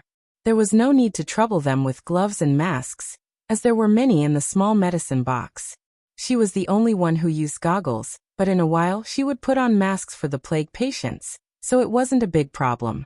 Gu Chongqing looked at Gu Jiao, who was carrying the small medicine box and the red tasseled spear, and asked, Are you leaving? Gu Jiao nodded. After taking them to a safe place, I'll meet you. Okay. Gu Chongqing looked at her fixedly. There was the worry and reluctance of a brother in his eyes, but at the same time, he also understood Gu Jiao's ability. He tidied her hair and said, Take care of yourself. I will. If she didn't take care, she wouldn't have any small benefits. Because they had to pass through the checkpoint, they didn't ride horses. The shadow guards used Qinggong to bring Gu Jiao back and forth in the night. After about half an hour, the group arrived at their destination. Gu Jiao stood outside the wooden bridge and took out gloves, masks, and temporary protective clothing from the small basket on her back. She helped them put them on neatly one by one. She was also fully dressed. One of the shadow guards was going to scout ahead. Gu Jiao called out to him, I'll go first. You guys wait for me here. The shadow guards nodded in unison. Gu Jiao first went to the death soldier's small wooden hut and gently knocked on the door. There was the sound of someone getting up from inside the hut. His movements were quick, and it sounded very vigilant. Gu Jiao secretly nodded. Little Shita's vigilance was quite good. It's me, she whispered. Dr. Gu. Shen Xian hurriedly opened the door for her. Gu Jiao flashed in and left the door ajar. Using the thin moonlight that came in through the crack of the door, she asked him, Did you take your medicine on time these past 2 days? Yes, yes. Shen Xian hurriedly nodded. I feel much better. What about the others? Gu Jiao asked. Shen Xian said, They also took their medicine on time. Most of them are getting better like me, but there are also some who don't have any changes. There's no effect? Gu Jiao frowned strangely and said, The effect of the medicine varies between individuals. Let's observe for another 2 days. If it really doesn't work, I'll give them another medicine. Last time, she had left behind streptomycin and a sulfonamide. In a while, she would see if there was tetracycline or chloramphenicol in the small medicine box. Gu Jiao said to Shen Xian, Let's not talk about this for now. Lingguan City is about to go to war. I'll take you guys away first. Shen Xian waved his hand. Dr. Gu, you should leave quickly. I'll take them to hide in the mountains. I guarantee that no one will find us. Gu Jiao looked at him and said, They have hunting dogs. It'll be easy to find you guys. Ah. Shen Xian was shocked. Gu Jiao said seriously, There's not much time left. Let's leave quickly. Shen Xian did not dare to delay any longer. He woke up the patients one by one. They did not expect that Gu Jiao would really come back to save them. Originally, they only had 20% hope in their hearts, but now it was 50%. Gu Jiao put on a mask for each of them and brought them across the bridge. However, Gu Jiao did not leave herself. Instead, she said to a few hidden guards, "You guys escort them safely to safety." "You're not leaving?" Shen Xian asked. Gu Jiao said indifferently, "And I'll leave in a while." It was almost dawn. The Chun country's soldiers would come to deliver breakfast. They needed someone to pretend to be a death soldier and knock on the door. Otherwise, once they found that everyone in the stronghold had disappeared, they would guess that the Gu army had come. The whereabouts of the Gu army could not be exposed in advance. Digression, it's almost the end of the month. Can I vote for Jiao Jiao? The latest chapter of this book is not finished yet. For more exciting content, please scan the QR code below to download the app. Novels are updated even faster. Millions of novels are free to read. Novels with connotations that you can't find online are all available here.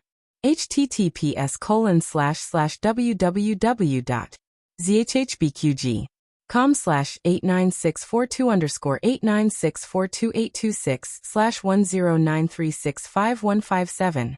HTML Genius remembers this site's address in a second. www.zhbqg.com Bikugo mobile reading website.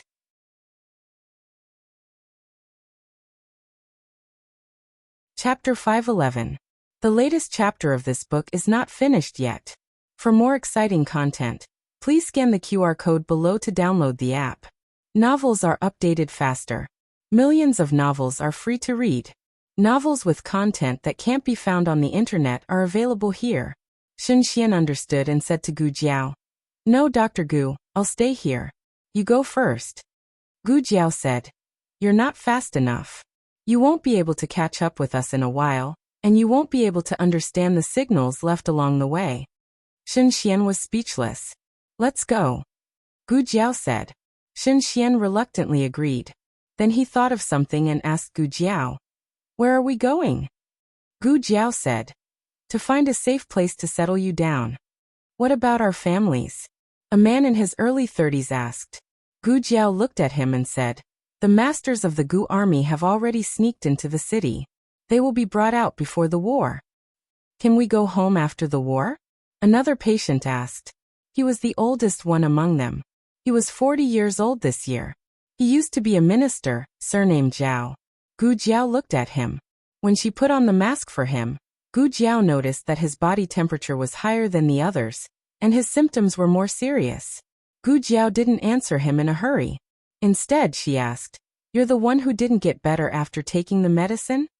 Ah. Minister Zhao was stunned. Obviously, he didn't understand why the topic suddenly changed so quickly. Gu Jiao didn't have time to carefully find the reason why he didn't get better. She just said to him, "You can't go home until you recover." Minister Zhao asked, "Recover? How long will that take?" Gu Jiao crossed her arms and said, "Let's see how fast you recover." Minister Zhao's face suddenly changed. There were 13 patients locked here. After eliminating the men of sacrifice, there were 12 people left.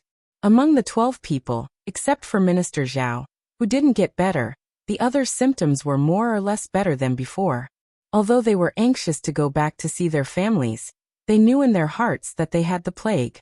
If they didn't recover, it would inevitably harm their families. More importantly, they saw the light of recovery. Squire Zhao didn't think so. He suddenly took a few steps back and walked onto the wooden bridge. He looked at Gu Jiao warily. "Your medicine is completely ineffective. If we don't recover, will we be locked up by you for the rest of our lives?" Gu Jiao's fingertips lightly tapped on the arm that she was hugging. She looked at him indifferently and said, "When the battle at Lingguan City is over, I will change your medicine." "What if the other medicines don't work? What if you can't cure me? What if you just want to lure us out?" Shen Xian frowned. "What nonsense are you talking about?" Dr. Gu was sent by the imperial court. That day, she came together with the Gu family army's young master. "Didn't you see it with your own eyes? It's not like we've seen the real Gu family army. Who knew if she was telling the truth? He might be a fake young master. She did it to lure us out and kill us." As he spoke, he looked at the patients. "The plague can't be cured. Her medicine can only alleviate the symptoms, but in the end, we will still die. She knew. She was a doctor. She knew everything. She just wanted to lure us out. She wanted us to infect Prince Yi's soldiers. She wanted to throw us into Prince Yi's army camp. As soon as he said this, the patients immediately became jittery. Shen Xian's brows furrowed even tighter. He looked at him anxiously, then looked at his companions, who were obviously on high alert, and said in disappointment, "Dr. Gu is not that kind of person." Squire Zhao mocked. "How do you know she's not that kind of person? Are you familiar with her? Or have you been bribed by her?" Shen Xian said angrily, "Zhao, don't slander me. It's fine if you don't leave." Gu Jiao said calmly, "Leave the corpses behind." The patient's expressions changed abruptly. Squire Zhao pointed at Gu Jiao. "Good. The fox's tail has been revealed. You're here to kill." Gu Jiao ignored him. She took the armor from the hidden guard's hands and calmly walked onto the wooden bridge. She said to the patients behind her, "Who wants to stay?" The 6 shadow guards unsheathed their cold swords at the same time. The patients were so scared that they shrank their necks. People were like that. If they could live a little longer, they would not choose to die immediately. Squire Zhao saw Gu Jiao walking towards him with a weapon longer than him on her back. His heart inexplicably jumped. The moment Gu Jiao approached, he rushed out. He hid behind Little Shirtu and Xin Xian. Gu Jiao didn't intend to lay a finger on Squire Zhao, but Squire Zhao was so scared. "Dr. Gu, take care." One of the hidden guards cupped his hands towards Gu Jiao's back. Gu Jiao did not turn back. She just casually waved her right hand. The group of people left under the escort of the hidden guards. Because of the heavy snow, the footprints on the ground were quickly covered by the snow. Gu Jiao sat in the small wooden hut with her eyes closed. At the first glimmer of dawn, 2 soldiers from the previous dynasty came over with food and medicine. Gu Jiao knocked on the door 3 times from the inside. The 2 soldiers left in relief. After they walked away, Gu Jiao brought the food into the house and put it away. She also disposed of the medicine and poured it away. At noon, the 2 soldiers came again. They first took away a few boxes of food, and then put down new boxes. Gu Jiao handled the food and medicine as usual without leaving a trace. Gu Jiao could have left at this time. After all, if nothing unexpected happened, the soldiers would not come again until dinner time. At that time, the Gu family's army would have already launched an attack on Lingguan City. It did not matter if the matter in the stronghold was discovered or not. However, to be cautious, Gu Jiao still stayed until dinner time. When the soldiers from the previous dynasty came to deliver dinner, she killed them. Gu Jiao took off the protective clothing and put on the armor. She carried the small basket and the red tasseled spear, and followed the secret signal along the way. Gu Jiao found them in the forest where the Gu family's army had been stationed. They were arranged in a tent, and were guarded by 6 hidden guards. When they came over, the Gu family's army had not yet left. They saw the uniform army and also saw the Zhao country's flag and the Gu family's army flag. Their anxious hearts finally returned to their stomachs. It was good that it was the real Gu family's army. The Gu family's army would not trap the common people and be unjust. The official surnamed Zhao was sitting on a mat in the tent. He was coughing so badly that blood came out of his mask. Gu Jiao left the red tasseled spear outside and lifted the curtain to walk over. Dr. Gu, Little Shirtu, Xin Xian, stood up and looked at her in surprise. She had taken off the protective clothing and was wearing dark armor. It was different from the silver armor of the Gu family's army, but she had an inexplicably strong aura. Xin Xian only looked at her, and his heart was excited. Gu Jiao nodded to him and walked in front of official Zhao. She knelt down on one knee to check his condition. She first took his pulse, and then took out a stethoscope to listen to the sound of his lungs. After listening, Gu Jiao frowned and looked at him. "Did you really take the medicine?" Official Zhao's eyes flashed. Xin Xian quickly noticed his panic and said in disbelief, "You didn't take the medicine?" Official Zhao coughed up blood and almost couldn't speak. Gu Jiao used her gloved hand to take off his bloody mask and put it in the basket lined with craft paper. She coldly said, "Why didn't you take the medicine?" Official Zhao had a high fever and said dizzily, Who knows if you gave me poison? Shen Xian said in exasperation. Aren't you being too paranoid? If it's poison, can we all get better? Official Zhao only realized whether he was getting better or not after a long journey. Everyone was locked up in the stronghold. Shen Xian said that he was much better and didn't feel so uncomfortable. The others also said so. However, Official Zhao felt that it might be a psychological effect, and that he might not really be recovering. However, just now he had collapsed on the road several times, but the other patients were almost as strong as normal people. Even little Gua, who didn't have such obvious effects, could keep up with the group. He knew that he had misunderstood Gu Jiao.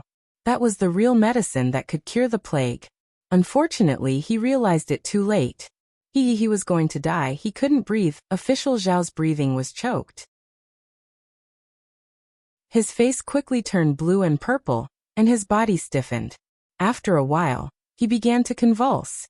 Gu Jiao quickly broke off a wooden stick from the pile of firewood and stuffed it into his mouth. Then she quickly pressed on his renjong, higu neguan, and other acupuncture points until his body stopped convulsing. Gu Jiao took his temperature and found that he had a high fever of 40 degrees. In this situation, the possibility of lowering his temperature physically was not high. He was unconscious and couldn't be fed medicine. Dr. Gu, can he still be saved? Little Shirtu asked in a low voice. I don't know. Gu Jiao frowned. This was the truth. The death rate of the plague was very high, and he didn't cooperate with treatment. Now he could only resign himself to fate. Gu Jiao gave him an injection. First, she gave him an antipyretic injection, and then replaced the infusion bottle with streptomycin. Just as Gu Jiao was about to find a shelf to hang the infusion bottle, Official Zhao suddenly woke up. He felt that his arm was cold. He looked carefully and was so shocked that he reached out to pull it out. What did you do to me? Gu Jiao was on an infusion. Little Shirtu rushed over to hold him down, but it was too late. A stream of blood spurted out and splattered all over Gu Jiao's face. It dripped from her goggles and onto her mask.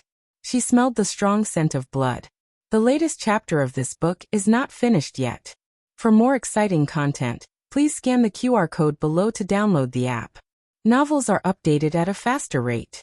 Millions of novels are free to read.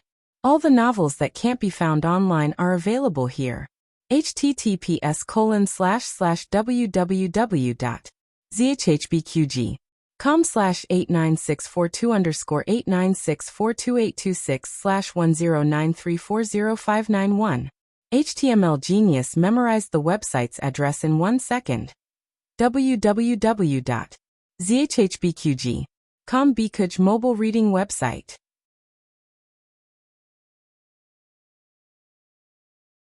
Chapter 512. The latest chapter of this book is not finished yet.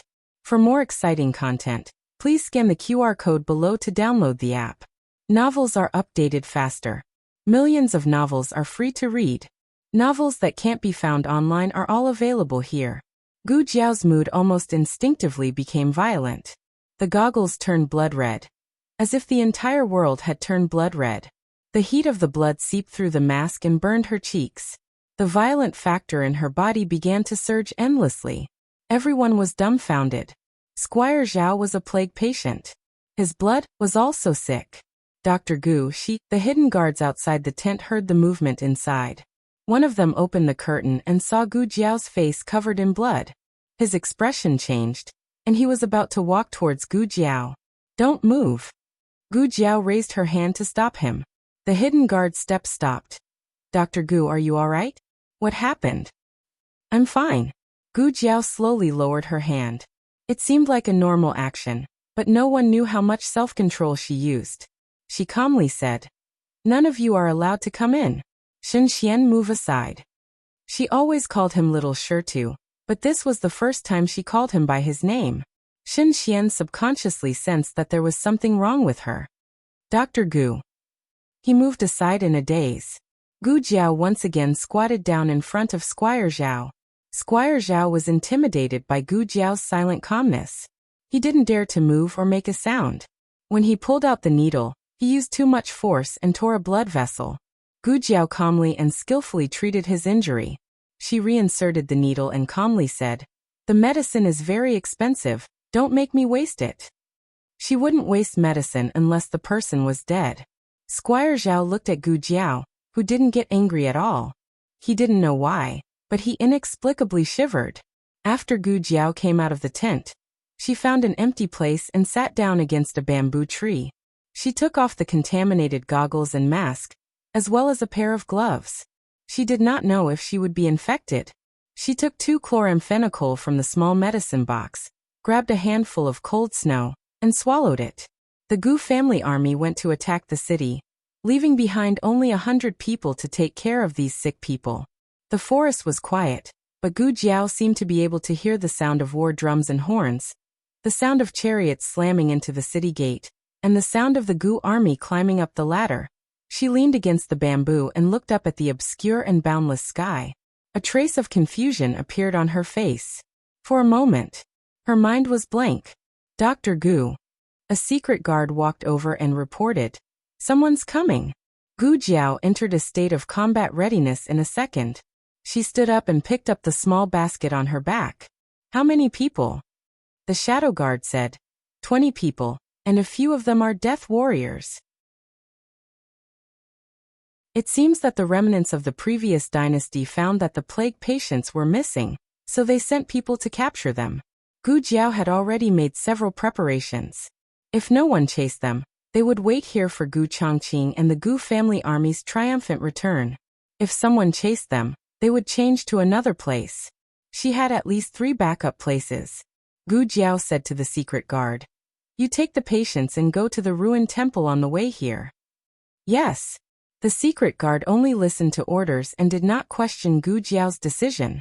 The secret guard and 100 Gu family army soldiers took the patients and moved them. Squire Zhao was honest this time. He sat in the carriage, and Shen Xian hung his infusion bottle on the carriage. "Do you still remember how to pull out the needle?" Gu Jiao asked Shen Xian. The first time she went to the village, she gave Shen Xian an injection. Shen Xian nodded. "I remember." "That's good." Gu Jiao did not say anything more. She took the red tasseled spear and the small basket and walked in the direction of the group of experts. "Dr. Gu." Shen Xian called her. "What's the matter?" Gu Jiao turned her head. Shen Xian sat in the carriage and stretched his head out of the window. He said to her through the mask, "You will be okay?" Gu Jiao glanced at him and did not answer his question. Instead, she said, "If I don't catch up in an hour, you go to Yuegu City first and find a doctor surnamed Song. He will know what to do." She left a lot of medicine for Dr. Song, including chloramphenicol and ribavirin. Shen Xian wanted to say something but hesitated. Gu Jiao turned around and disappeared into the boundless night. Shen Xian looked at Gu Jiao's small figure that gradually disappeared into the forest. The carriage moved slowly, and his eyes did not move away for a long time. The group of people moved very quickly. They rode their horses and came to the depths of the forest in less than a quarter of an hour. They raised their speed to the maximum. Who would have thought that they would suddenly see a small, unfamiliar figure in the distance in the bamboo forest, in the snow? It seemed to be a young man wearing dark armor. He held a helmet in one hand and a red tasseled spear in the other. The young man did not have a crown, so his black hair was not tied up high. Instead, he only used a light blue hairband to tie half of it behind his head. The other half was draped over his shoulders and fluttered in the cold wind. They were still far away, and the young man had been motionless, but everyone felt the murderous aura of the mountains and rivers from the young man's body. The 20 people tightened the reins in their hands almost at the same time. The leader of the men of sacrifice was the first to react. He frowned and coldly said, "It's a soldier of the Zhao country. Kill him." The Gu army's armor was silver. When Tang Yueshan made the armor for Gu Jiao, it was made according to the style of the Tang family's archers, but it was not exactly the same. Her weapon was a spear, and this armor was tailor-made for her and her red-tasseled spear. It was the unique armor of the Zhao country. The 2 men sped up and pulled out their long swords. Gu Jiao coldly glanced at them. She lightly put on the helmet and pulled down the mask, revealing only a pair of murderous eyes. At this moment, the 20 masters' hearts all skipped a beat. A chill ran down their spines. It was too late to retreat. Besides, they couldn't retreat. 20 masters couldn't defeat a young man. If word got out, people would laugh their heads off. Kill! The leader of the men of sacrifice gave the order. The next second, the murderous red-tasseled spear appeared and cut off his head with unstoppable force. Blood splattered all over his companion, and a round head rolled onto the snowy ground. Before his horse could even stop, its hooves had already trampled over that head. Everyone was shocked. How could this young man have such skills? No, it should be said that he looked young. How could he be so ruthless? Is he a man of sacrifice? An expert asked. His voice was trembling. One of the 4 men of sacrifice had died. The remaining 3 all looked at the young man in front of them. The young man did seem to have a trace of a man of sacrifice, but it was stronger than a man of sacrifice. They couldn't tell what it was. They instinctively felt fear towards the murderous young man in front of them. Even so, the young man didn't plan on letting them go. His red-tasseled spear quickly attacked them again. This time, he attacked another man of sacrifice. Normal soldiers couldn't tell the difference between an expert and a man of sacrifice. A stronger expert might be able to, but they couldn't be so accurate and fast. When the 4 men of sacrifice all died under the young man's red-tasseled spear, the rest of the people knew they didn't have any chance of winning. Retreat! A man in black shouted. He took the lead to run away. Gu Jiao grabbed the red-tasseled spear and coldly looked at his back. She suddenly threw the red-tasseled spear. The huge force was like 10,000 arrows, knocking the man in black and his armor off his horse. His entire back was pierced through, and he fell heavily into the snow. The rest of the people didn't even have the will to fight. They looked fearfully at the young man who pulled out the red-tasseled spear and walked towards them step by step. The blood from the red-tasseled spear dripped onto the snow, like flowers blooming on the road to the underworld. You don't come over. We're King Yi's trusted aides. Another man in black sat on the horse and held the reins tightly as he spoke to Gu Jiao. Gu Jiao didn't stop. Everyone couldn't help but gulp. The man in black continued.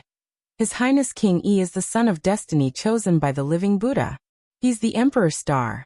As long as you're willing, His Highness King Yi will definitely give you a high position and generous salary. The murderous young man was getting closer and closer. Everyone unconsciously leaned back. The man in black broke out in a cold sweat and said, You just have to let us go, and His Highness King Yi will reward you. Don't think that your Zhao Kingdom's imperial court will win just because the Gu army is here. The Chun Kingdom's 100,000 reinforcements will soon arrive at the frontier fortress. They've brought the Liang Kingdom's ballistae. Attacking the city is as easy as walking on flat ground. You can't win. Before he could finish, the young man's red-tasseled spear pierced his heart. You talk too much. The young man finished speaking indifferently and pulled out the red-tasseled spear expressionlessly. The black-clothed man fell straight into the snow. The horse neighed in fright and shifted its hooves uneasily. Everyone else kept their mouths shut. We don't talk much. Don't kill us. The young man glanced at them with a world-weary gaze. You don't even have any last words. Looks like you're ready to die. Everyone. The latest chapter of this book is not finished yet. For more exciting content, please scan the QR code below to download the app. Novels are updated faster and more complete. Millions of novels are free to read. Novels with content that can't be found online are all available here. https://www.zhbqg.com/89642_8964286/1093397665. HTML Genius memorized this site's address in 1 second. www.zhbqg.com Bikuj mobile reading website.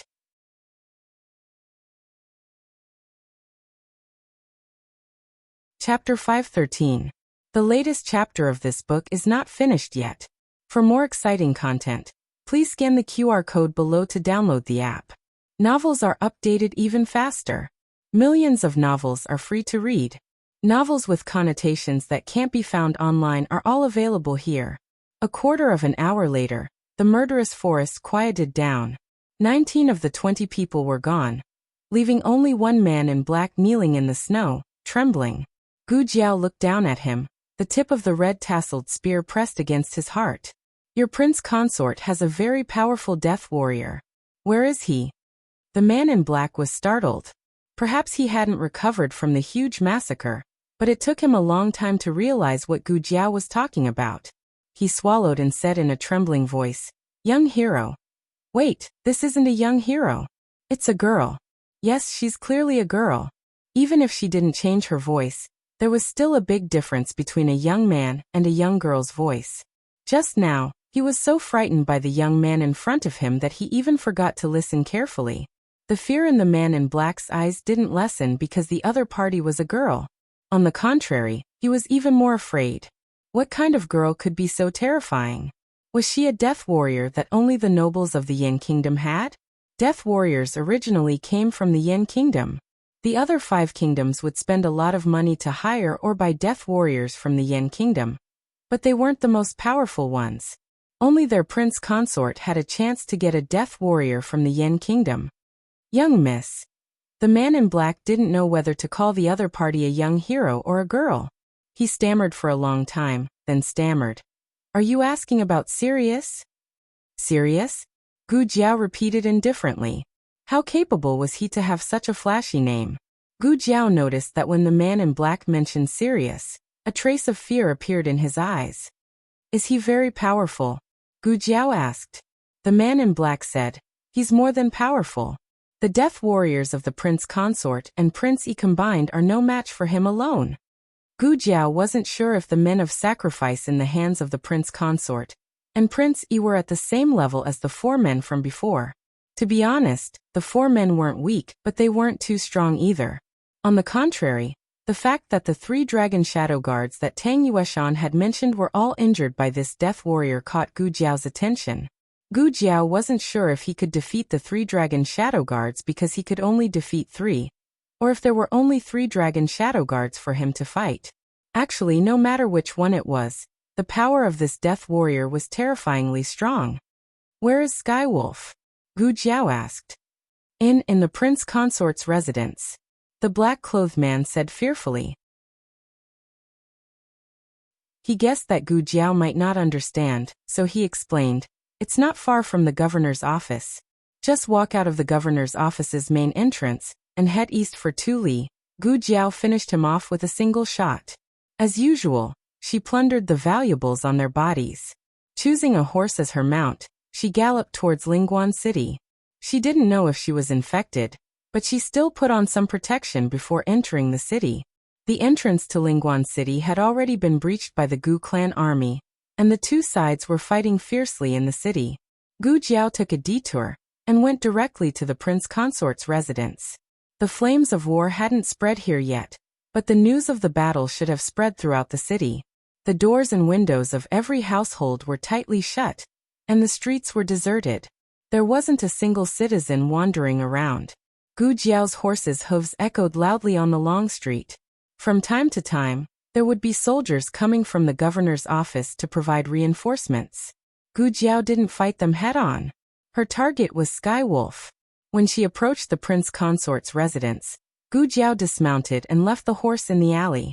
The last time Gu Jiao came to Lingguan City's governor's office, she had passed by here. At that time, she didn't know that this was the prince consort's residence. If there was a difference, there was. At least when she passed by here, there weren't so many soldiers guarding this place. This time, there was almost an entire army surrounding the residence. This action was somewhat thought-provoking. Lingguan City was at war, and the Gu clan army was at the city gates, fighting to the death with the remnants of the previous dynasty. Every soldier was important, but the prince consort had so many soldiers guarding the residence. He probably wasn't just guarding against Gu Chongqing and the Gu clan army, but also against his own uncle and the soldiers of the Qin kingdom. Once the remnants of the previous dynasty were defeated, Princess Ning'an would become their only bargaining chip to threaten the Zhao kingdom. King Yi definitely wanted to use Princess Ning'an as a shield, or use her to make a deal with the Qin kingdom army. Gu Jiao observed for a while in the alley across from her. Suddenly, several imperial bodyguards rode over and stopped in front of the gates of the prince consort's residence.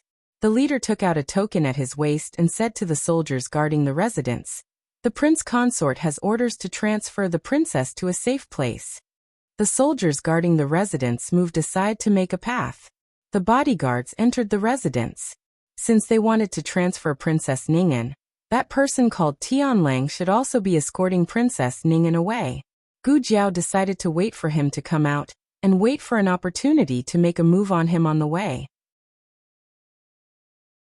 Gu Jiao waited in the alley for about 15 minutes before the bodyguards rode out again. It was still the leader who spoke. He said to the soldiers, "Come with us to escort the princess away." "Yes." The soldiers responded. Gu Jiao's eyes turned cold. The soldiers lined up on both sides. In a flash, a tightly shut carriage drove out of the residence. The person sitting in the carriage must be Princess Ning'an. Gu Jiao's goal was very clear. It was to kill Tianlang. As for Princess Ning'an, if there was a chance after killing Tianlang, she would take her away with her. But she wouldn't give up on killing Tianlang just to save her. After the carriage left the residence, a dark horse stepped out from behind the door with heavy hooves. A man wearing black armor sat on the horse's back. Even though he was sitting on the horse, one could still see that he was tall and straight. He was taller than the average man. Like Gu Jiao, he was wearing a metal helmet, only revealing a pair of cold eyes. From a distance, his eyes seemed to be blood red, revealing a murderous aura. The moment he rode out on his horse, the horses around him became restless. Gu Jiao stared at him without blinking. She clenched the red-tasseled spear in her hand. After that, several more carriages came out of the residence. After they left, Gu Jiao went to the alley to get the horse. In order not to be discovered, Gu Jiao stayed far away. The snow had stopped, and there were footprints everywhere in the snow. She didn't have to worry about losing track of them. However, this group of people was not completely brainless. They probably guessed that the traces in the snow would easily expose their whereabouts.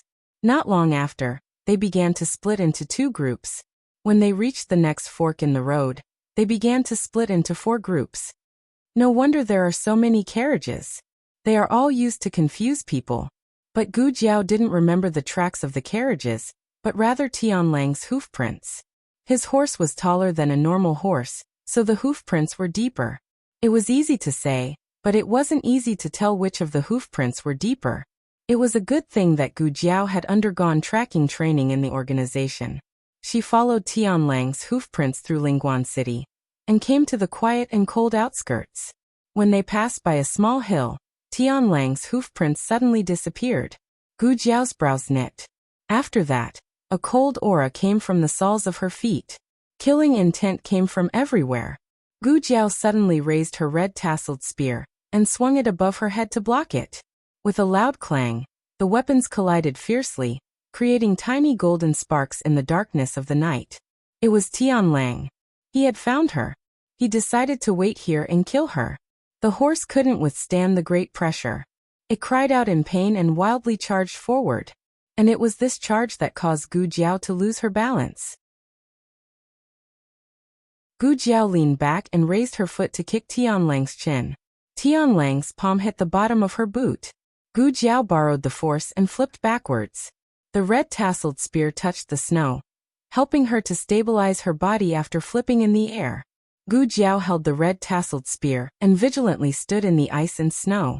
About 10 feet in front of her stood the tall and sturdy Tianlang, whose killing intent filled the sky.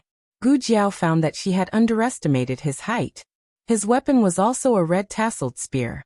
It was the same size as Gu Jiao's red-tasseled spear, but it was clear that his red-tasseled spear couldn't compare to Gu Jiao's. His eyes fell on Gu Jiao's red-tasseled spear. He slightly narrowed his eyes, as if he was a little surprised. Gu Jiao followed his gaze and looked at the red-tasseled spear in her hand. That attack just now was truly terrifying. If it was any other weapon, it would have already been broken in half. Her red-tasseled spear didn't even have a small crack on it. Her sworn brother was loyal enough to give her a peerless divine weapon. Tianlang stared at Gu Jiao's red-tasseled spear. His eyes revealed a trace of undisguised desire. He had his eyes on her weapon. Gu Jiao wiped the snow that had splashed on her helmet. Her cold and stubborn eyes looked at Tianlang. "Very good, I also want your life." The latest chapter of this book is not finished yet. For more exciting content, please scan the QR code below to download the app. Novels are updated faster and more complete. Millions of novels are free to read. Novels with content that can't be found on the internet are all available here. https://www.zhbqg.com/89642_896428226/10931644. HTML Genius remembered the website address in 1 second. www.zhbqg.com Bikugo mobile reading website.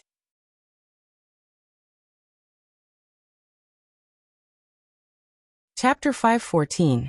The latest chapter of this book is not finished yet. For more exciting content, please scan the QR code below to download the app. The novel is more complete and updated faster. Millions of novels are free to read. There are all the novels that you can't find on the internet. It was impossible to deal with an expert like Sirius head-on. She had only recovered 20 to 30% of her strength. She couldn't even beat the dragon shadow guards, let alone Sirius. She had to outsmart him. However, Gu Jiao didn't expect Sirius to be so vigilant. This wasn't the most advantageous terrain in Gu Jiao's plan. She had seen the map of Lingguan City. There was a canyon 3 miles ahead in this direction. That canyon was the battlefield for her to deal with Sirius. Unfortunately, Sirius found it too early. The current geographical conditions were a little unfavorable for Gu Jiao. It was too open. It was too suitable for Sirius to slaughter Gu Jiao, this little cub. Sirius didn't even ask who Gu Jiao was. He just used his second killing move on Gu Jiao. Gu Jiao wasn't sure if he couldn't speak or was too lazy to speak. He looked at Gu Jiao with disdain. That was true. With his skills, he was an adult wolf. Gu Jiao could only be considered a lone wolf's cub at most. What was there to be afraid of? Sirius's second attack was no longer aimed at Gu Jiao's red-tasseled spear. Since he had taken a fancy to this weapon, he wouldn't destroy it. He directly stabbed at Gu Jiao's neck. He actually intended to cut off Gu Jiao's head. This kind of fighting style was too arrogant. Gu Jiao blocked his attack with her spear for the second time. Sirius's cold eyes narrowed slightly. He didn't expect this little cub to have some skills. Gu Jiao always remembered what her godfather had told her. The best defense in the world was offense. She couldn't stay in the same place and wait for Sirius to hit her. She had to hit Sirius. She grabbed the red-tasseled spear with her right hand and attacked Sirius's face. Her left hand secretly held the syringe hidden in her sleeve. She pushed off the needle cap with her thumb and stabbed Sky Wolf's neck the moment she got close to it. Sirius was fully armed. Only his neck, hands, and eyes were exposed. Obviously, the neck was the easiest place to attack. During this period of time, Gu Jiao's strength had not stopped recovering. Compared to when she was in the capital, she had improved a lot. Gu Jiao's hands were so fast that only afterimages could be seen. No one knew that her left and right hands were actually equally agile. She could be right-handed or left-handed. Her habits were habits that she wanted others to see. It had to be said that her hand was too fast, so fast that Sirius did not expect that she would use a hidden weapon on him. However, Sirius was not to be trifled with. The moment the needle pierced his neck, he reacted in time and sent Gu Jiao flying with a slap. Gu Jiao slid back dozens of steps in the snow. She did not stop until she stabbed the red-tasseled spear into the depths of the snow. The syringe was also sent flying. What a pity. That was a superior anesthetic. It was okay to fight, but it was not a waste of medicine. Gu Jiao was very angry. She straightened up while gasping. She walked over to pick up the syringe that was sent flying and attacked Sirius again. She did not use any fancy moves. Sirius sent Gu Jiao and the syringe flying again. This time, Gu Jiao was not as lucky as the first time. She fell heavily into the snow and could not get up for a long time. Sirius thought that she was dead, so he came to collect his trophies, the red-tasseled spear. Unexpectedly, Gu Jiao supported herself with her hands on the cold ground. She looked like a ferocious little beast. She grabbed the syringe in the snow and stabbed it at Sirius relentlessly. Sirius was really annoyed. After sending Gu Jiao flying again, He planned to break the hidden weapon first and then stomp on Gu Jiao's head. It would be best if he could make Gu Jiao's brains splatter all over the ground. Gu Jiao and the red-tasseled spear fell into the snow together. She covered her chest and resisted the taste of blood in her throat. She coldly stared at Sirius. Sirius came to the other side and raised his foot to stomp on the syringe. However, at this moment, something incredible happened. The moment the syringe broke, Sirius was sent flying by the sudden explosion under his foot. Gu Jiao coldly raised the corner of her mouth. Did he really think that it was still a syringe? Did he know about detonators? It was not easy to make a detonator. Secondly, it was hard to preserve. It would explode once it was shaken. If it was shaken before it left her hand, the first one to die would be Gu Jiao herself. Moreover, the detonator she made was different from the detonators in her previous life. First of all, it was much less powerful. After all, she extracted the nitroglycerin from the medicine in the small medicine box. The purity and dosage were not high enough. She only had one. She had never tried it before. However, judging from the blood on Sirius's body, it seemed to be quite powerful. It was stronger than the black fire pearl. Sirius fell into the snow. His armor was broken and his helmet was blown away. It was hard to tell where he was injured, but his body was covered in blood. He tried to move, but the knockoff detonator was probably too powerful. His body trembled slightly and he couldn't get up for a long time. Very good, I'll kill you while you're sick. Gu Jiao grabbed the red-tasseled spear and walked toward Sirius while enduring the pain all over her body. She had thought about using the detonator on Sirius, but she was not sure if Sirius would choose to dodge. If he dodged, she would not be able to hit him. So she could only lure him to destroy the detonator himself. In order to make him take the bait, Gu Jiao held the syringe and took so many hits. Now she was a little exhausted. Gu Jiao walked to Sirius and looked at him panting. But, I still have the strength to kill you. Then, she gritted her teeth, raised the red-tasseled spear and stabbed at Sirius's heart. In the blink of an eye, Sirius, who had been stunned by the explosion, suddenly grabbed Gu Jiao's spear with a sense of crisis. He abruptly pulled downwards. Gu Jiao's exhausted body almost fell forward uncontrollably. Sirius raised his other hand and grabbed Gu Jiao's neck. His scarlet eyes made him look like a ferocious beast. But he forgot that Gu Jiao was also a ferocious little beast. Gu Jiao did not grab his hand that was grabbing her neck at all. Instead, she turned her hand and the real syringe fell into her hand. She stabbed it into his shoulder at lightning speed. This time it was not anesthetic. It was neurotoxin. It could paralyze the nerve center of the human body in a very short time, paralyze the muscles and limbs, and gradually make the person lose the ability to breathe on his own, and finally suffocate to death. This was a special neurotoxin from the Research Institute. It was several times faster than the same kind of neurotoxin on the market. An ordinary person would take effect in 3 seconds, but he was a master. Gu Jiao gave him 10 seconds. However, 10 seconds passed. He was still tenaciously holding on. His grip on Gu Jiao's neck did not weaken at all. However, because of his injury, he could not use his original strength. Even so, if he continued to pinch her like this, Gu Jiao would not be able to breathe. There was only one syringe of this drug, and it would be gone after it was used. Moreover, even if there was, Gu Jiao would not be able to get it now. Gu Jiao decided to dig out his eyeballs directly. Unexpectedly, he chose to give up on grabbing Gu Jiao's red-tasseled spear, and used his bloody hand to hit Gu Jiao's acupoints. Gu Jiao's hand that was about to dig out his eyeballs froze in midair. Gu Jiao's mind was full of one sentence. It was over. It was up to him to kill her or cut her. Sirius threw Gu Jiao into the snow.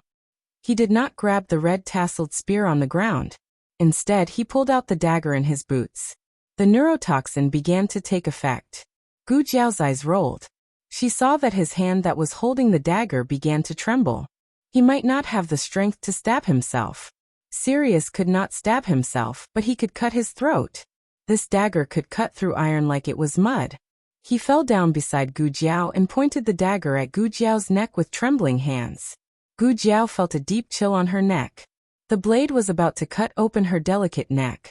However, at this moment, the neurotoxin in Sirius's body finally took effect. His hand trembled, and the dagger fell beside Gu Jiao's ear. He fell on his knees on Gu Jiao's body. Gu Jiao. Sirius fell sideways on Gu Jiao's body. His head was facing down in the snow. It was quite heavy. Snow began to fall from the sky again.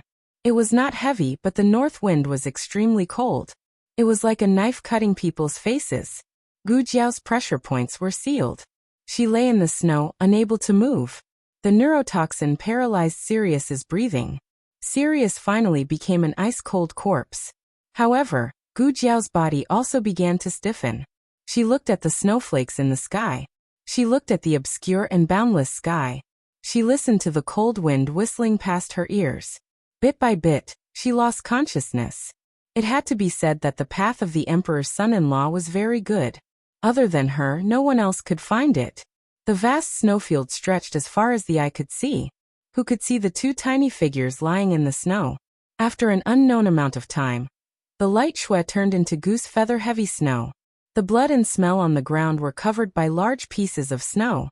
She and Sirius were also covered in a thin layer of snow. Digression. Let me guess. Someone will jump out and say that Jiao Jiao is weak or too reckless. What I want to say is that Jiao Jiao's goal was to kill Sirius. She did it. She protected her brother. She was great. The latest chapter of this book is not finished yet.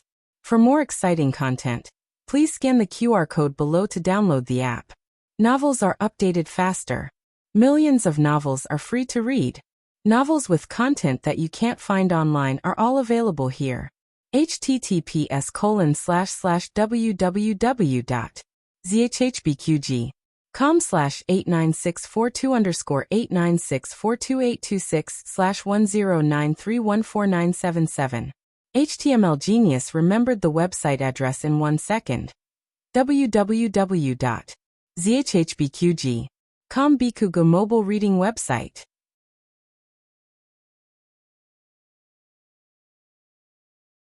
Chapter 515. The latest chapter of this book is not finished yet.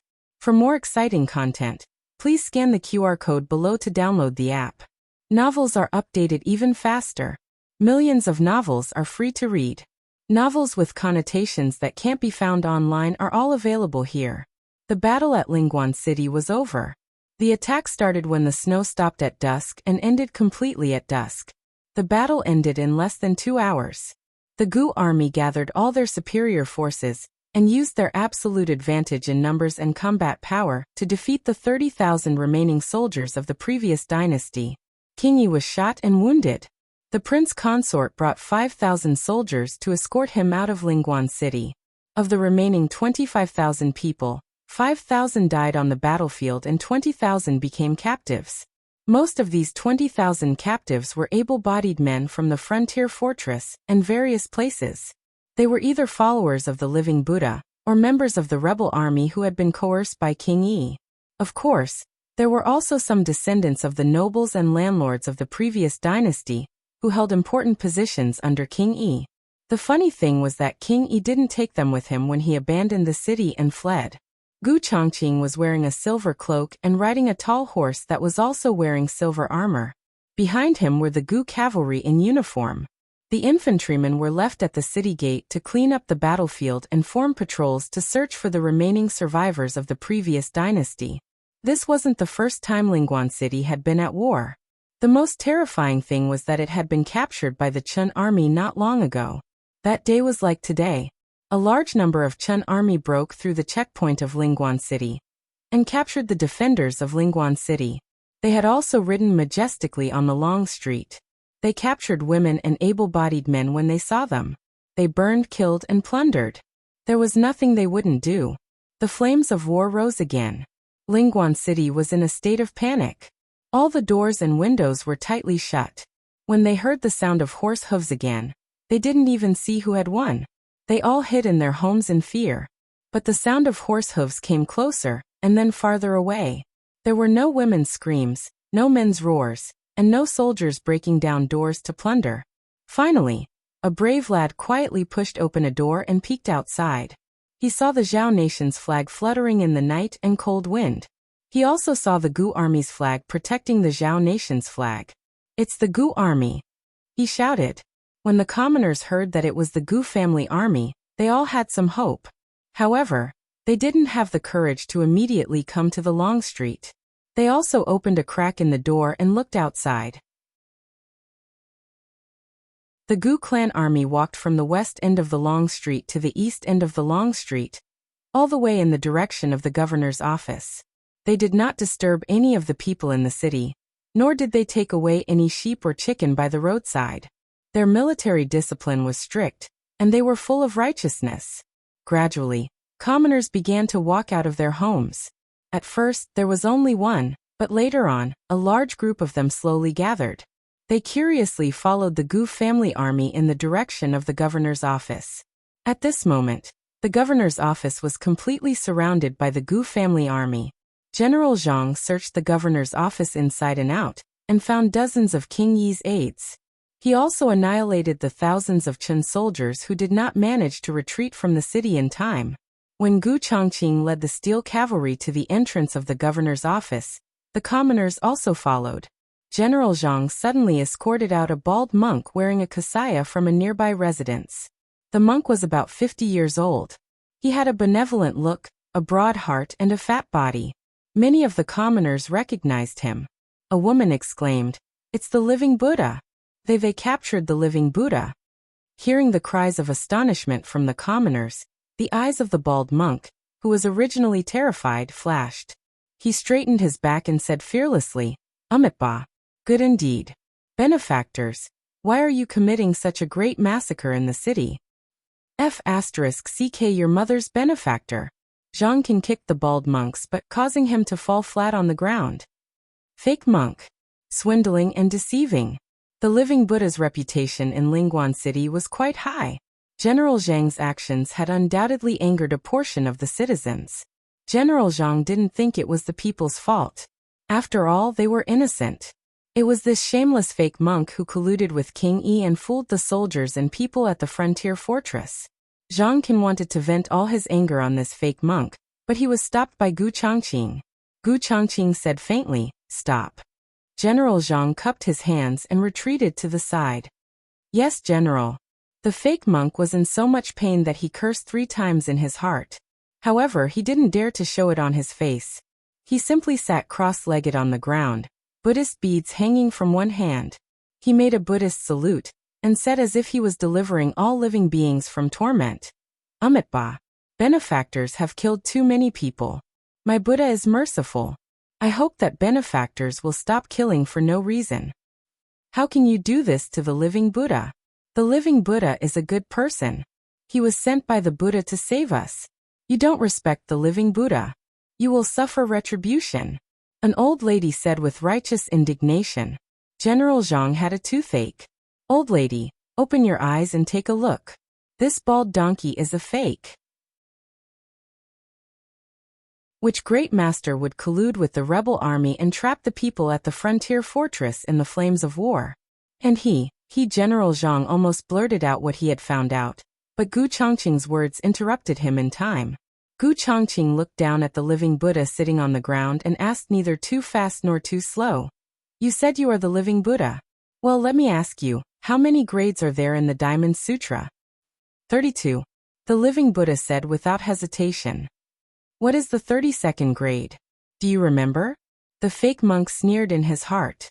How could he not know the Diamond Sutra if he wanted to pretend to be the living Buddha? He made a Buddhist salute and said slowly, "Subhuti. If someone uses the 7 treasures of the world to give alms, if there is a kind man or woman who has the heart of Subhuti and holds this sutra, or even the 4 verses of the Gatha, to be read and recited, and to speak for others, his blessing will surpass that of others." What is the meaning of speaking for others? Do not rely on the appearance. Why? All Dharma is like a dream, an illusion, a bubble or a shadow. It is like dew or lightning. It should be observed as it is. Look, he is a living Buddha. Another commoner said. Zhang Can's temper flared up. He couldn't help but retort. Knowing a bit of Buddhist scriptures makes you a living Buddha. Then if I can recite 2 paragraphs of the 4 books and 5 classics, wouldn't I be the new top scorer? Then do you know that Shakyamuni once wrote a volume of Little Surangama Sutra?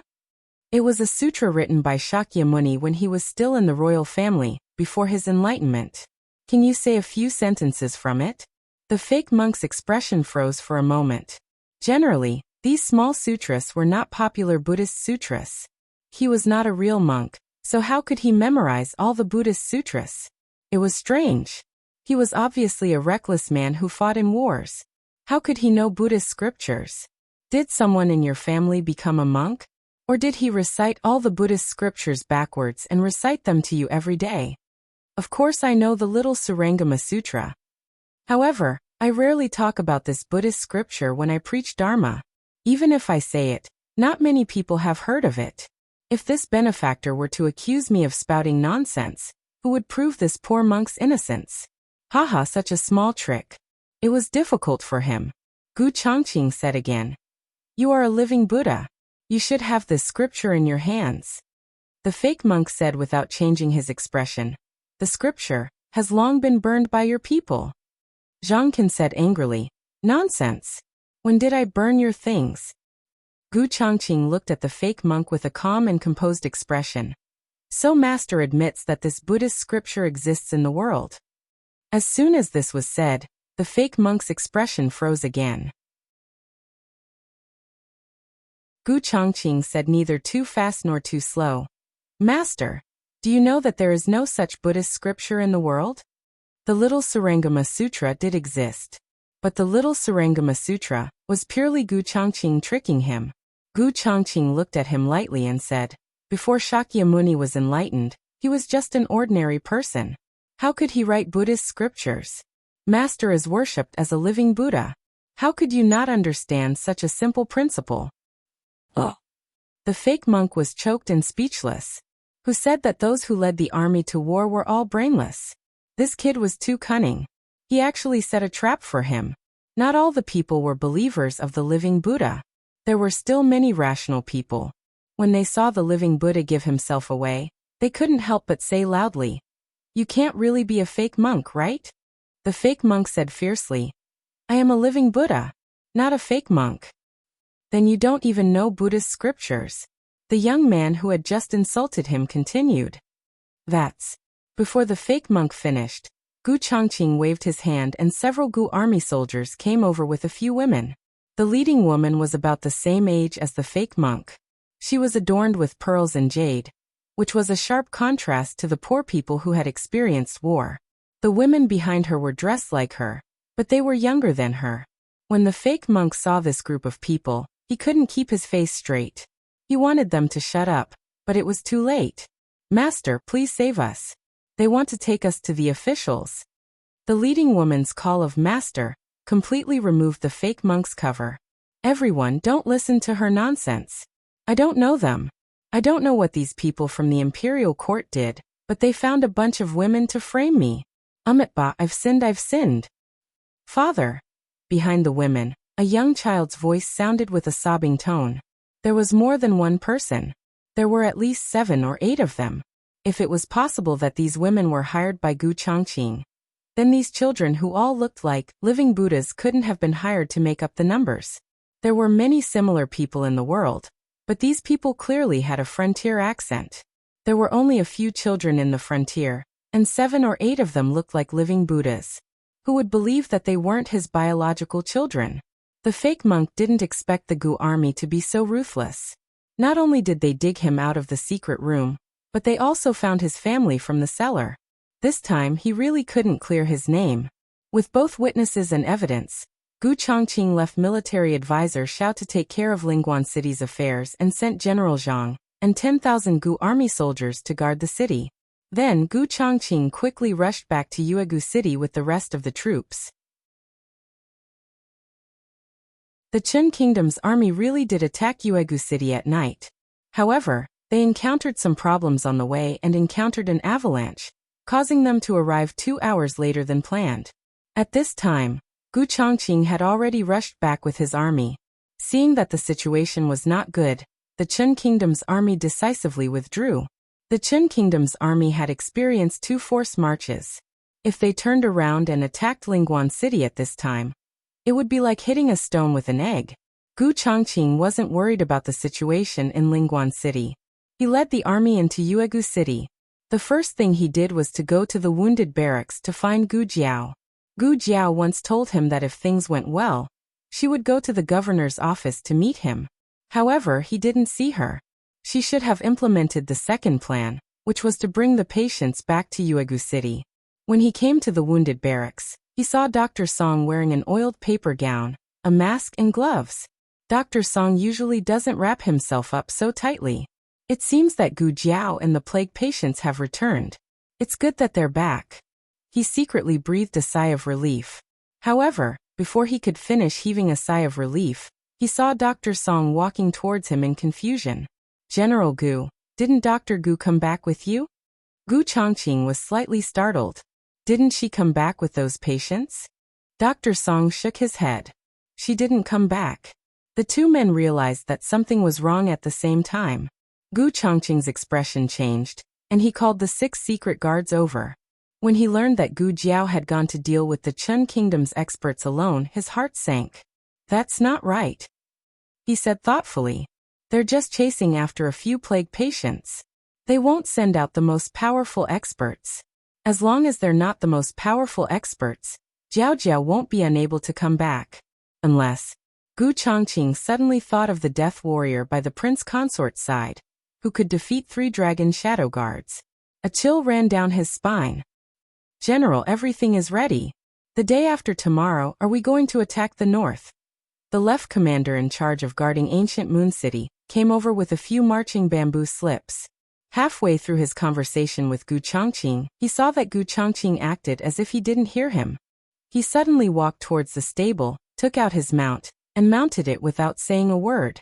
The left commander chased after him, but his nose was splashed with snow. He wiped it away carelessly, looked at Gu Chongqing and shouted, "General, where are you going so late? General, General." The cold wind whistled, and the snow fluttered. Gu Jiao was frozen into a small ice sculpture in the world of ice and snow. She lay there frozen with Sirius's corpse, losing her body temperature and breathing bit by bit. People would think of many things before they died, but Gu Jiao couldn't think of anything. Her head was frozen. She didn't know how much time had passed, but the last trace of her consciousness was also frozen in the snow. She closed her eyes. Gu Chongqing's horse galloped quickly in the night. It was his most beloved mount. When it came to the residence, it was only a little colt. They had been together for several years, and had already formed an indescribable tacit understanding. The horse felt its master's anxiety, and its hooves almost broke off in the snow. Gu Chongqing went to the forest where the camp had been stationed, and found the bodies of the experts of the previous dynasty buried in the snow. He dug through the snow with his bare hands and turned the bodies over one by one. Not Jiao Jiao. Not Jiao Jiao. Not Jiao Jiao either.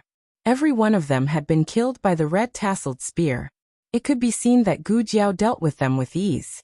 If that death warrior was here, Gu Jiao wouldn't have succeeded so easily. Gu Chongqing finished digging through the last body. His fingers were stiff, and he knelt in the snow, gasping for breath. If Gu Yan was here, he would be able to sense where Jiao Jiao went.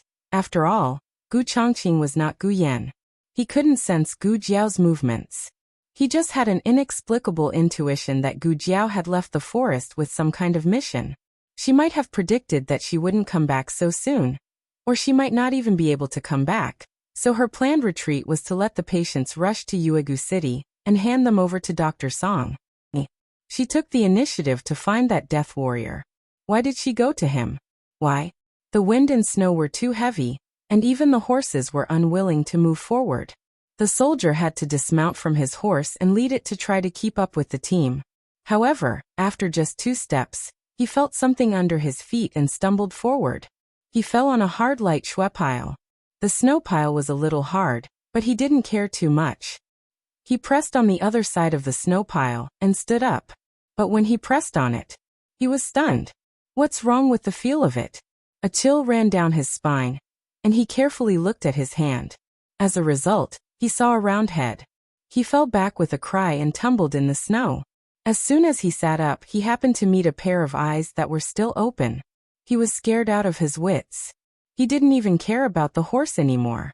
He ran forward, scared witless. Ghost! Ghost! What are you shouting about? A sergeant grabbed him.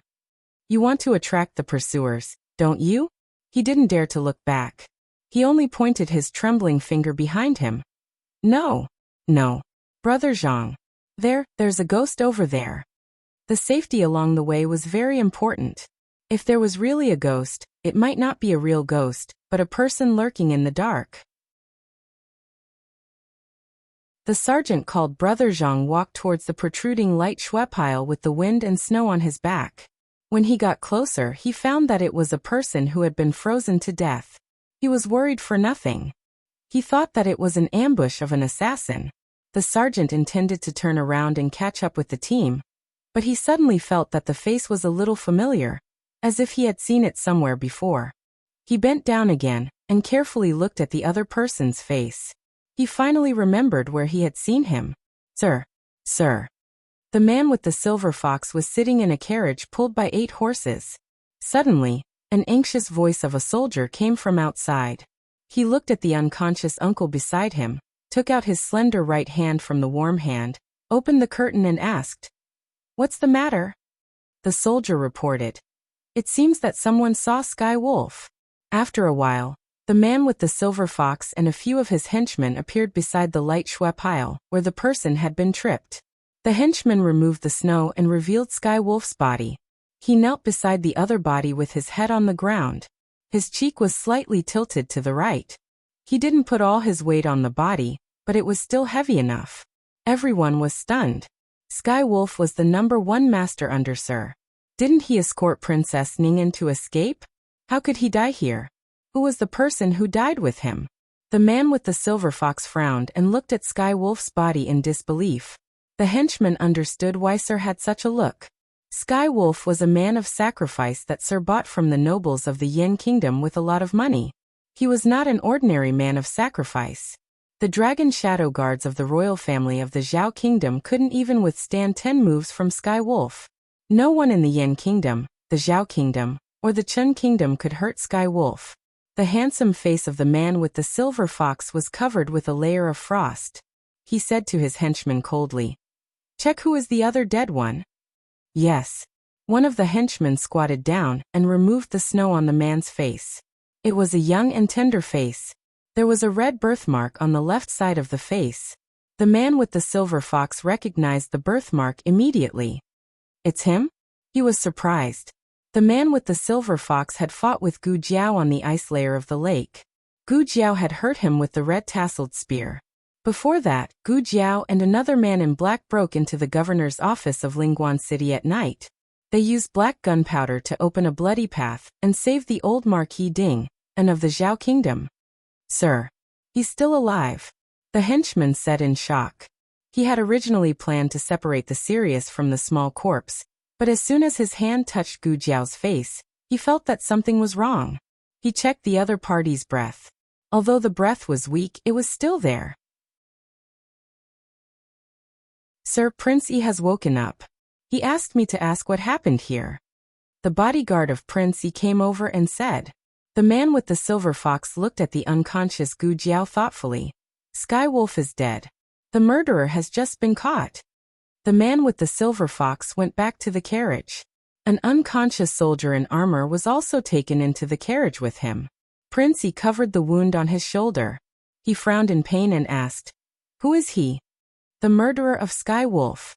Prince Yi looked at Gu Jiao's figure and her armor, which did not have any special insignia. He said, "What? Him? A small soldier? He's a soldier from the Zhao Kingdom." The man with the silver fox said. Prince Yi had just been defeated. When he mentioned the Zhao Kingdom, his face turned pale. He said in a low voice, "The Gu army?" The man with the silver fox threw Gu Jiao on the carpet of the carriage. He kicked Gu Jiao's leg away lightly. "Look at the armor. It doesn't look like it." The Gu army wore silver armor. This boy's armor was a bit like the armor of the Tang family's archers, but it did not have the insignia of the Tang family's archers.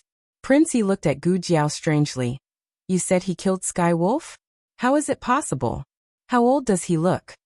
The man with the silver fox smiled. "Uncle, Do you still remember the boy I mentioned to you who is related to the Yen kingdom? Prince frowned. Is he the one you mentioned? Sir. His luggage has been found. It's here. Outside the carriage, the man with the silver fox's confidant handed over a heavy small basket and a red-tasseled spear. The man with the silver fox took them in the snow. The moment the curtain was lifted, the wind and snow rushed in. King Yi was so cold that he shivered, and his frown deepened. The man with the silver fox tied the curtain and rummaged through the small basket. The man with the silver fox was a little disappointed when he saw that there was only some dry food and a small tattered medicine box. He thought he would find some treasure. The man with the silver fox placed the small basket beside Gu Jiao and caressed the red-tasseled spear in his hand. He said to Prince Yi, "Uncle, this is the weapon of the Yen Kingdom's divine general Xianyuan Li." "It's so ugly?" Prince Yi's eyes hurt from the big red flower and small braids on the red-tasseled spear. The man with the silver fox smiled faintly and did not care about the ugly weapon. "I asked around in the Chun Kingdom a few days ago. Xianyuan Li's red-tasseled spear was given to the king of the Chun Kingdom as a birthday gift by the king of the Yen Kingdom. After the war between the Chun Kingdom and the Zhao Kingdom, the red-tasseled spear was snatched away by Marquis Xianping of the Zhao Kingdom. During the peace talks between the two kingdoms, the Chun Kingdom wanted it back, but was rejected by Marquis Xianping." Prince Yi pondered for a moment and agreed. Yes, that person would do such a thing. He was a shameless person. Prince Yi paused and asked again. Is he from the Xianyuan family or the Marquis Xuanping's residence? The man with the silver fox shook his head. I'm not sure at the moment. Not only did he get the spear, he also has the black gunpowder. He must be related to the Yen Kingdom. So he's from the Xianyuan family. Prince Yi made a judgment in his heart. His expression changed immediately. We caught someone from the Xianyuan family. If the Xianyuan family knew, they would trample us into meat paste with 100,000 cavalry. The man with the silver fox smiled. Uncle, don't worry. If he was really an important person in the Xianyuan family, the Yen Kingdom would have sent reinforcements. Prince Yi thought it made sense. Thinking of something, Prince Yi asked again. Then, why didn't you kill him? He killed Tian Lang. Aren't you going to avenge him? The man with the silver fox caressed the red-tasseled spear in his hand and said, Tian Lang is dead. Even if I avenge him, he won't come back to life. But he killed Tian Lang, which means he's more powerful than Tian Lang. Uncle, if he's willing to submit to us, wouldn't we have a second Tian Lang? Prince Yi hesitated and asked, what if he doesn't submit? The man with the silver fox curled his lips. He's a soldier of the Zhao Kingdom. He saved the old Marquis Ding'an's life. If we use him to threaten the Gu family army, what do you think the Gu family army will do? Prince Yi looked at the young man lying on the ground without blinking. He didn't know why, but his heart was in a mess. I think it's better if we kill him. The man with the silver fox smiled. Uncle, don't be afraid. He's frozen like this. He won't be a threat.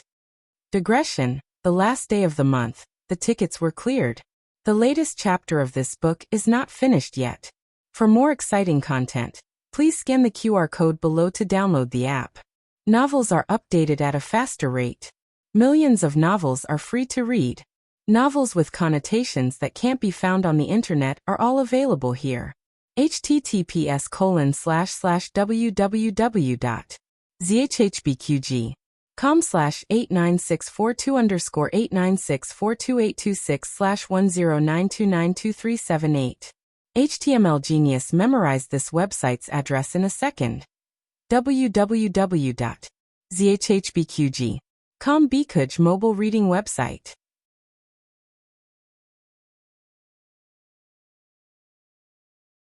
Chapter 516. The latest chapter of this book is not finished yet. For more exciting content, please scan the QR code below to download the app. Novels are updated at a faster rate. Millions of novels are free to read. Novels with connotations that can't be found online are all available here. After King Yi's defeat, everyone thought that he and his son-in-law would lead a 5,000-man army to Beiyang City or Yi City to seek refuge with the Chun Kingdom's army. However, The scouts hiding outside Beiyang City and Yi City reported that they didn't find any traces of the former dynasty's army. On the other side, Gu Chongqing was also desperately searching for Gu Jiao's whereabouts. However, no one expected that King Yi and his party would brave the wind and snow, pass through the ice field, and arrive at a paradise. It was called a paradise because there was a continuous mountain range, and a natural hot spring at the top of the mountain in a world of ice and snow. This was a treasure trove that the Silver Fox man found by chance during a winter hunt. It was located in Zhao country's territory, but it was an unclaimed land. Every year, it would be frozen for several months, so the border officials treated it as an ordinary mountain range. The Silver Fox man secretly built a mountain stronghold here. Even King Yi was here for the first time. When the carriage entered the stronghold, it had to cross a wooden bridge. As the carriage walked on the wooden bridge, King Yi asked the Silver Fox man anxiously, "Is it really safe here?" The Silver Fox man brushed away the snowflakes that accidentally flew in from the window and landed on his Silver Fox cloak. He smiled calmly and confidently. "Uncle, don't worry. The mountains here are steep and the terrain is hidden. When we came here just now, it snowed heavily. Our tracks have long been covered. It's impossible for the Gu army to find us." Under the wooden bridge was a bottomless abyss. King Yi unconsciously lifted the curtain and took a look. His soul almost flew out of his body. If this wooden bridge broke, they would all be smashed to pieces. It was not until everyone had crossed the wooden bridge that King Yi's heart finally relaxed. However, in the next second he heard his nephew say, "Feng Shi, cut down the wooden bridge." King Yi was shocked. "Jing'er, why are you cutting down the wooden bridge? Are you going to be trapped here forever?" The man with the silver fox comforted him with a smile and said to King Yi, "Uncle, the young master of the Gu family army, Gu Chongqing, is unusually cunning. I'm worried that he will still find some clues and chase after us." Prince Yi frowned and said, "But didn't you say that you wouldn't leave any traces?" "This is a precautionary measure," the man with the silver fox explained with a smile. "As for the way down the mountain, Uncle, you don't have to worry about it. There's a secret passage in the stockade that leads to the outside from the top of the mountain. Even I haven't taken it before. That's our real escape route." Hearing this, King Yi heaved a sigh of relief again. However, the moment the wooden bridge was cut down, he was still worried for no reason. He could not tell whether this worry came from the wooden bridge itself, or from something else. His gaze unconsciously fell on the soldier from the Zhao kingdom. There was a charcoal brazier in the carriage, so it was much warmer than outside. The ice on the soldier's armor had melted, and there was a puddle of water under his body. The mask on his helmet seemed to have been lifted during the fight. He was originally wearing a mask, but it was pulled off by the Silver Fox man's subordinates. He was lying on his side, and the left side of his face with a birthmark was exposed. The more King Yi looked at him, the tighter his frown became. "Uncle, we're here," the man with the silver fox said to King Yi. Then he noticed that King Yi was staring at the young man in a strange way, so he asked, "Uncle, what's wrong?" "I feel that we should kill him." King Yi looked at Gu Jiao and said. The man with the silver fox smiled and said, "If he's useless, it's not too late to kill him." "Your Highness, it's time to get off the carriage." Outside the carriage, a soldier reported. King Yi withdrew his gaze from Gu Jiao and got off the carriage. After the man with the silver fox got off the carriage, he said to his trusted subordinate, "Feng Shi." Feng Shi cupped his hands and said, "Sir." The man with the silver fox ordered lightly, "Take him down and find a room to settle him down. Also find a doctor to check on him. Don't let him die." Feng Shi said, "Yes." The man with the silver fox paused and reminded, "Also he has some skills. Be careful not to be ambushed." Feng Shi cupped his hands and replied respectfully, "I know what to do." There were 2 hot springs at the top of the mountain.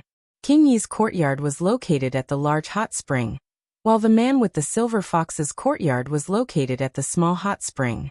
The man with the silver fox sent King Yi back to his courtyard and settled him down before returning to his own courtyard. The courtyard was heavily guarded both inside and outside. The man with the silver fox looked at the 2 soldiers at the door and asked, "Is the princess inside?" One of them replied, "Sir, the princess has always been inside." The man with the silver fox asked again. Has she never gone out? The soldier shook his head. No. This was a stronghold that could accommodate 10,000 soldiers. It was quite spacious and no one restricted Princess Ning'an's freedom, but she just did not want to go out.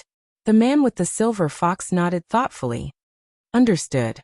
Guard the courtyard well, and report to me if there are any movements. Yes. Everyone replied in unison. The man with the silver fox entered the courtyard. On the other hand, Feng Shui had settled Gu Jiao in a small wooden house. Gu Jiao's small basket was also carried over by a soldier. Deputy General Feng, how should we deal with this basket? The soldier asked. Feng Shui dug out this basket personally from the snow, and sent it to Sir together with the red-tasseled spear. Sir only took the red-tasseled spear, which showed that he did not care about the things in the basket. Feng Shui looked around. Other than some hard dry rations, there was only a small tattered box. There was a faint smell of medicinal herbs on the box. It should be a medicine box. Take it away. Feng Shui said. He paused and said, forget it. Give me that box. What if there were some valuable medicinal herbs in it? Yes. The soldier passed the medicine box to Feng Shui, and left with the small basket. Feng Shui sent another person to invite the accompanying medical officer. While waiting for the medical officer, Feng Shui tried to open the medicine box, but it would not budge no matter how hard he tried. He touched the lid and said strangely, it's not locked. He pulled out his dagger and inserted it into the gap under the lid, trying to pry it open. With a clang sound his dagger was broken, but the lid of the box was still intact. What kind of broken box is this? Feng Shui stood up and impatiently kicked the medicine box. He looked at the broken dagger in his hand and said painfully, the dagger that Sir gave me. I haven't used it twice. As he muttered, the medical officer was brought over by the soldier. Feng Shui pulled out the broken dagger from the gap in the box and cursed as he walked out. He wanted to see if the dagger could be fixed. He walked 2 steps and turned back. He threw the broken dagger into the brazier. As for Gu Jiao who was on the bed, Feng Shui had never seen anyone who could be saved after being frozen to this extent. However, since the Lord had given the order, Feng Shui still found a rope to tie up Gu Jiao's hands and feet. The medical officer entered the room and bowed to Feng Shui. Feng Shui said coldly, the doctor ordered that no matter what, we have to keep him alive. Use whatever good medicine you have on him. Yes, I understand. The medical officer replied. Feng Shui went out to fix the dagger. The medical officer came to the bedside and put his medicine box on the small table at the head of the bed. Because he was a soldier, there was no need to avoid the taboo between men and women. The medical officer directly sat down at the bedside. Gu Jiao's hands were tied together and placed on his stomach. The medical officer did not dare to untie Gu Jiao's ropes. He just took Gu Jiao's pulse like this. He did not know until he checked, but he was shocked. Yes, it was a girl. The medical officer's whole body trembled. He subconsciously stood up, but his hand was suddenly grabbed by a cold hand without any temperature. The medical officer opened his mouth wide. Come. Before he could finish his sentence, a blade appeared on his wrist without him noticing. The medical officer was stunned by this series of actions. What was going on? Didn't they say that he was about to freeze to death? Why did he suddenly wake up? It was fine if he woke up, but he did not know where the knife came from to cut his wrist. Gu Jiao woke up when Feng Shui tied her up with a rope. Gu Jiao did not know who the other party was, but since the other party tied her up with a rope, they probably did not plan to treat her well. After Feng Shui left, she quietly took out the blade hidden in her armor. Speaking of which, this armor was very well made. It could hide hidden weapons everywhere. It was as if it was tailor-made for her. Gu Jiao's eyes were as cold as her hands. The medical officer's legs began to tremble. Gu Jiao gave him a look to the soldier outside the door. The medical officer understood. He wiped away his cold sweat and swallowed his saliva. He said in a normal tone, "Little brother, can you help me get a bucket of hot water?" The soldier wanted to say, "Why don't you go yourself?" In the end, he was still a medical officer. The soldier could not afford to offend him, so he held back his impatience and went. As soon as the soldier left, Gu Jiao cut the rope. "Don't make a sound. Otherwise, I'll cut your throat." The medical officer had been successfully threatened. Gu Jiao tied him up with a rope, and then took a ball of cotton from the pillow and stuffed it into his mouth. Then Gu Jiao saw the small medicine box that was thrown into the brazier. Her eyes turned cold as she took the small medicine box out. Fortunately, it was not burned. Gu Jiao walked over to close the door. The soldier had to get a bucket of water. He would not be back so quickly, but he would not be too slow either. There was not much time left for her. Her situation was not good. It should be because she had been frozen in the snow for too long that there were some complications. She was a bit breathless. She opened the small medicine box and took out a blood pressure monitor to measure her blood pressure. Her blood pressure was too high. Cough. Her throat suddenly itched, and she coughed out a mouthful of pink foam. The medical officer sitting on the bed was shocked when he saw this scene. It was one thing for her to take out those strange things from the box, but she actually coughed out this kind of thing. This was lung disease. The kind that no medicine could cure. Gu Jiao measured her blood pressure again. This time, her blood pressure began to drop sharply. It was acute pulmonary edema. It would not be long before she would go into cardiac shock. In such a place, once she went into cardiac shock, she would never wake up again. Gu Jiao took out a handkerchief to cover her mouth and coughed out another mouthful of pink foam. She had already begun to show symptoms similar to heart failure, and was about to go into cardiac shock.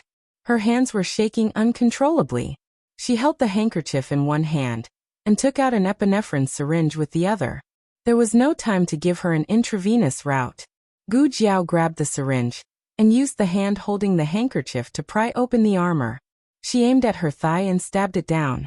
"Doctor, your hot water is here." The soldier came to the door. Why is the door closed?" The soldier pushed the door open and entered. He said to the medical officer sitting on the stool, "Doctor, your hot water. Bring it in." The medical officer said in a low voice. The soldier curled his lips. It was one thing to ask him to fetch water, but to ask him to bring it in? Did he have no hands or feet? This soldier was related to the steward of King Yi. He had always been more arrogant than ordinary soldiers. The medical officer was not willing to order him around, unless it was necessary. The soldier put the water on the ground beside the medical officer. He did not forget to look at the sleeping soldier of the Zhao kingdom on the bed and asked, "Why hasn't he woken up yet?" The medical officer said seriously, "He has been frozen for so long. How can he wake up so easily? You have to treat him." "Then you treat him." The soldier seemed to be staring at the medical officer as he treated Gu Jiao. The medical officer desperately winked at him. The soldier asked, "What are you doing? Are your eyes cramping? Didn't His Excellency ask you to treat him? Hurry up and treat him." The medical officer gritted his teeth. Yes. Go away." If the soldier did not leave, he would like to see how he would save the living dead. This person was dug out of the snow and had been frozen together with Sirius's body. He did not believe that he could survive. "Why don't you treat him? Is it not possible? Then I will tell Deputy General Feng and ask him to send another doctor."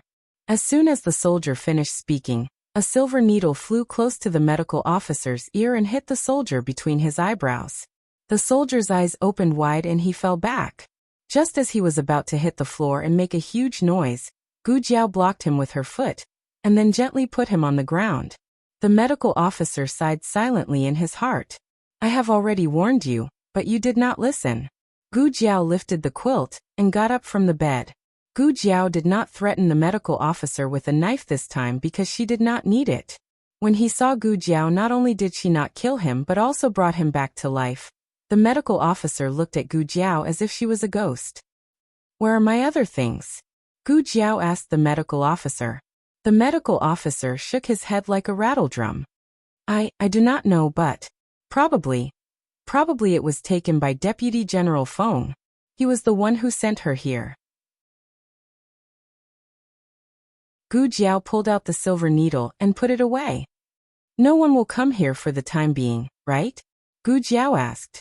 The medical officer waved his hand. No, no, this is very remote, and is where the servants live. There are a lot of soldiers outside. Even if you recover, you will not be able to escape. The medical officer. Why should I remind her? Gu Jiao opened the medicine box again. Acute pulmonary edema not only required a cardiac stimulant to prevent cardiac shock, but also to expel the edema from the lungs as soon as possible.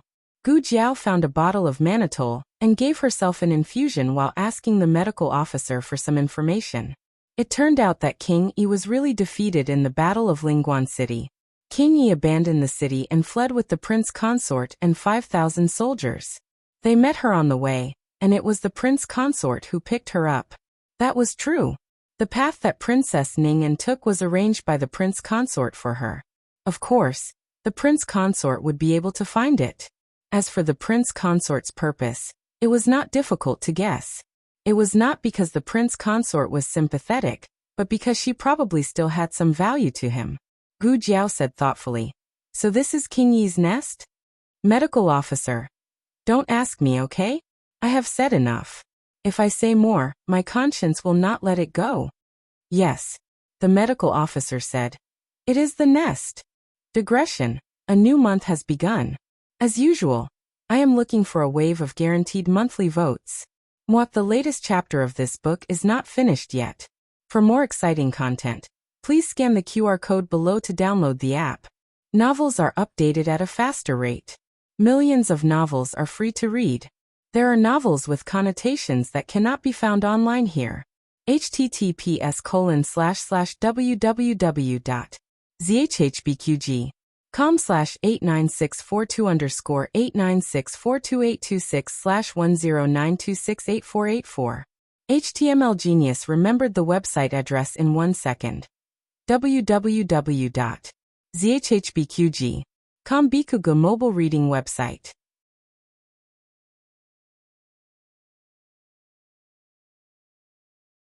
Chapter 517. The latest chapter of this book is not finished yet. For more exciting content, please scan the QR code below to download the app. Novels are updated even faster. Millions of novels are free to read. Novels with connotations that can't be found online are all available here. After Feng Shi's dagger was broken, he took the broken part of the dagger directly to the armory. He found a soldier who forged weapons and had them repair his dagger. These soldiers were all blacksmiths. They came to the military camp to do nothing but forge. At this time, they were repairing the soldiers' broken armor and weapons. They were a bit busy. Although Feng Shi was the prince consort's man, repairing armor and weapons was an urgent order from King Yi. Finally, a soldier finished repairing the armor in his hand. Feng Shi hurriedly handed his dagger to him. The soldier took it and looked, saying, "The blade is broken." Feng Shi asked, "It can't be repaired?" The soldier said truthfully, "It's very difficult. Usually we repair the blade with a curved edge or a gap. Deputy General, your dagger is broken like this. It's very difficult to reconnect it. There will also be marks."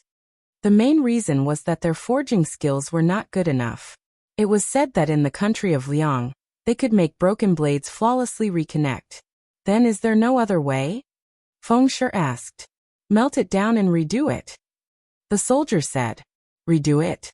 Is it still the dagger that Darren gave me?" Feng Shi felt stifled, but there was no other way. In order to pry open a small broken box, he actually broke the dagger that Darren gave him. Thinking about it made him angry. In the end, Feng Shi didn't choose to melt the blade. He took the broken dagger and walked back. The more he thought about it, the angrier he became. Unknowingly, he arrived at the place where Gu Jiao was imprisoned. That was the yard where the residence's miscellaneous items were stored. As the medical officer said, no one came here. However, there was a large group of soldiers training 50 steps away from the main entrance of the yard. Strictly speaking, the defense of the yard was very tight. Feng Shi was angry and couldn't help but want to vent his anger on that soldier from the Zhao kingdom. He arrived in front of Gu Jiao's room and found that the soldier guarding the door was gone. He frowned. He remembered that the door was open when he left, and now it was closed. His face darkened at the sight of so many strange things. He pushed the door open and entered the room without hesitation. He glanced inside warily. He saw the medical officer standing in front of the bed and bending over to bandage the wound on the soldier's wrist. The medical officer heard the movement behind him and also felt the cold wind from outside the door. He turned back and said to Feng Shi, "Deputy General Feng, please close the door. The patient is already frozen. He can't be exposed to the wind anymore. He won't get better. Can he really recover?" Although Feng Shi asked the medical officer to keep the boy alive, he didn't care. After all, he had been in the frontier fortress all year round and had seen too many people with frostbite. Being frozen to this extent, the boy wouldn't be able to live for more than a few days. The medical officer cleared his throat and unhappily said, "Are you questioning my medical skills?" Feng Shi was speechless for a moment. Although he was indeed questioning her, it would be embarrassing to say it out loud. He coughed lightly, looked at the youth's wrist and said, "Why did you untie him?" The medical officer said seriously, "He is injured.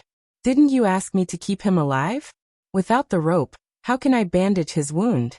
If I don't bandage his wound, what will happen if he gets infected? He is so frozen that he only has one last breath left. He is lucky that he didn't die. If I delay any longer, even if the gods come, they won't be able to save him." Since the medical officer said that the boy only had one last breath left, Feng Shi didn't care about the matter of his hands being tied up. "How long will it take for him to wake up?" Feng Shi asked. "That's hard to say," the medical officer said and looked at the door. "If you let him continue to be exposed to the wind, he probably won't wake up for 10 days to half a month." Feng Shi quickly went into the room and closed the door. Then he felt that something was wrong with him. Why did he come in? He didn't want to look at this boy.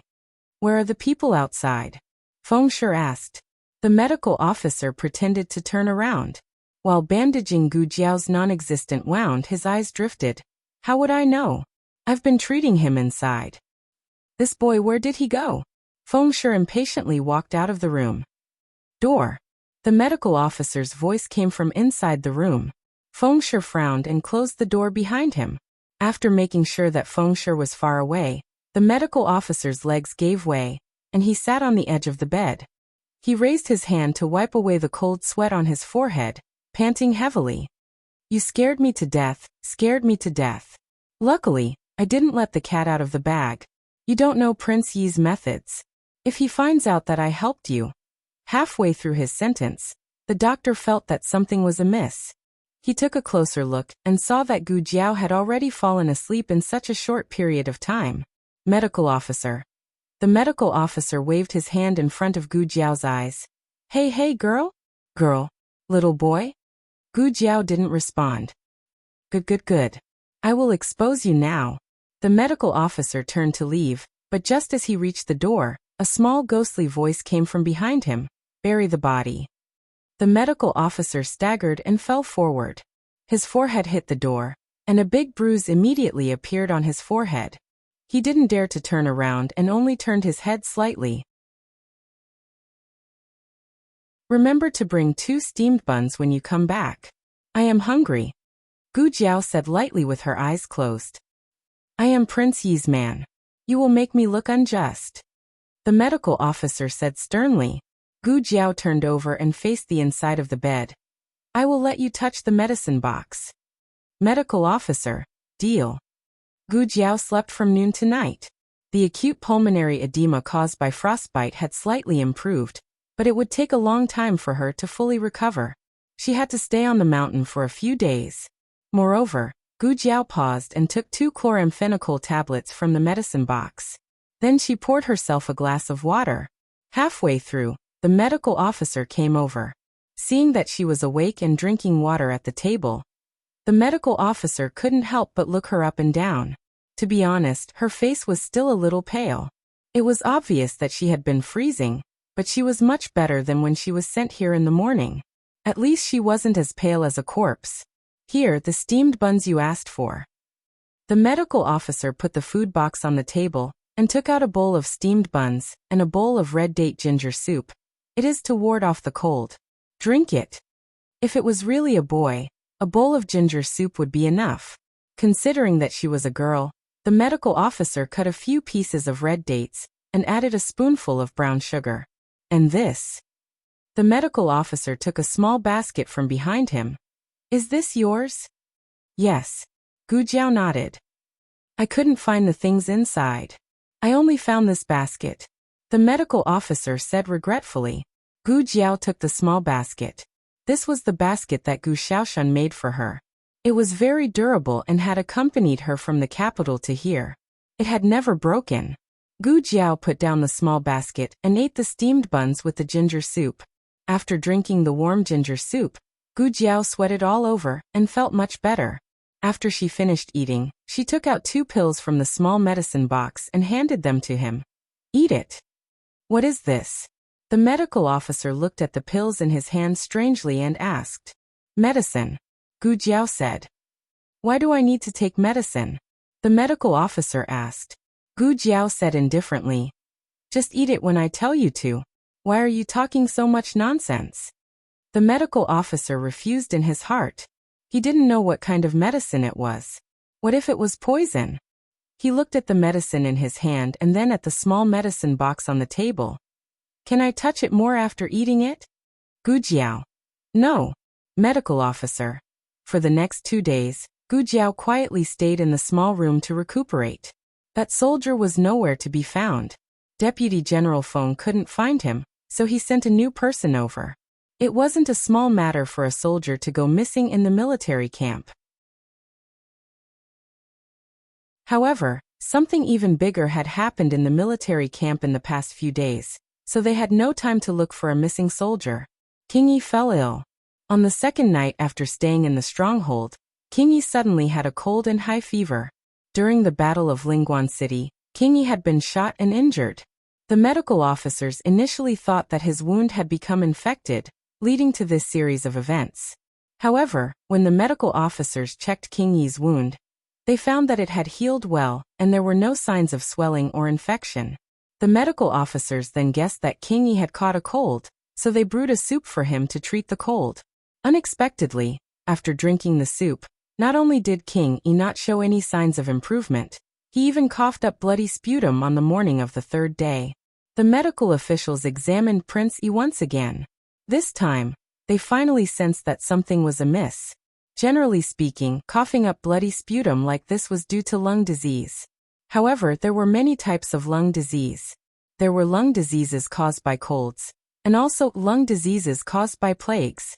No, it can't be plagues, right? Could it be tuberculosis? A young medical officer asked in fear. Tuberculosis was also a type of lung disease. It was highly contagious in the early stages, but as long as the right medicine was taken, most of the time it would become chronic. To put it bluntly, it would not cause immediate death. Plagues were more contagious than tuberculosis. The fatality rate was higher, and the death rate was also faster. If they had to choose between the two, they would of course rather that King Yi had tuberculosis. But King Yi's symptoms don't seem to be tuberculosis, an older medical officer said. This sentence made all the medical officers fall into silence. On the other side, in the Silver Fox Man's study, Feng Shi was reporting King Yi's condition to him. The doctors said that King Yi has been infected with lung disease, but they don't dare to say what kind of lung disease it is for the time being. Feng Shi said truthfully. Lung disease, it can't be. The Silver Fox Man shook his head. No, it can't be. Uncle has never been in contact with patients with plagues. Cough, cough. As he spoke, he suddenly started coughing violently. Sir, are you all right? Feng Shi took a step forward and poured a cup of hot tea for the Silver Fox Man. He handed it to the Silver Fox Man with both hands. The Silver Fox Man took the hot tea and took a few sips. Not only did it not stop, but it also became more violent. Cough, cough. Cough, cough. He put the teacup on the table and frowned. Pour some cold tea. Yes. Feng Shi poured a cup of cold tea for him. The Silver Fox Man took a sip and seemed to have stopped coughing. But after a while he started coughing violently again. Sir. Feng Shi looked at him worriedly. The Silver Fox Man waved his hand and said indifferently, It's nothing. It's just a cold. The Silver Fox Man was a peerless expert. A small illness like a cold was not a problem for him. He rarely took it to heart. I'll be fine after a few days. Send someone to keep a close eye on my uncle. Don't let anything happen to him. King Yi was the most legitimate member of the royal family of the previous dynasty. He was the last direct descendant of the world patriarch. Nothing could happen to him. Fengshe said earnestly, "Sir, you have to take care of yourself too. If something really happens to King Yi, you'll be the only descendant of the royal family. It's not like I don't have a son." Halfway through his sentence, the Silver Fox Man paused. "I know. You may leave." After Fengshe left, the Silver Fox Man sat alone in the study room for a long time. He only left the study room when it was late at night, and it was time for him to rest. He came to the door of a room. The maid who was guarding outside the door bowed to him. "Prince Consort, has the princess gone to bed?" the Silver Fox Man asked. "Yes, she has," the maid replied. The Silver Fox Man was about to enter the room, but he could not help but cough.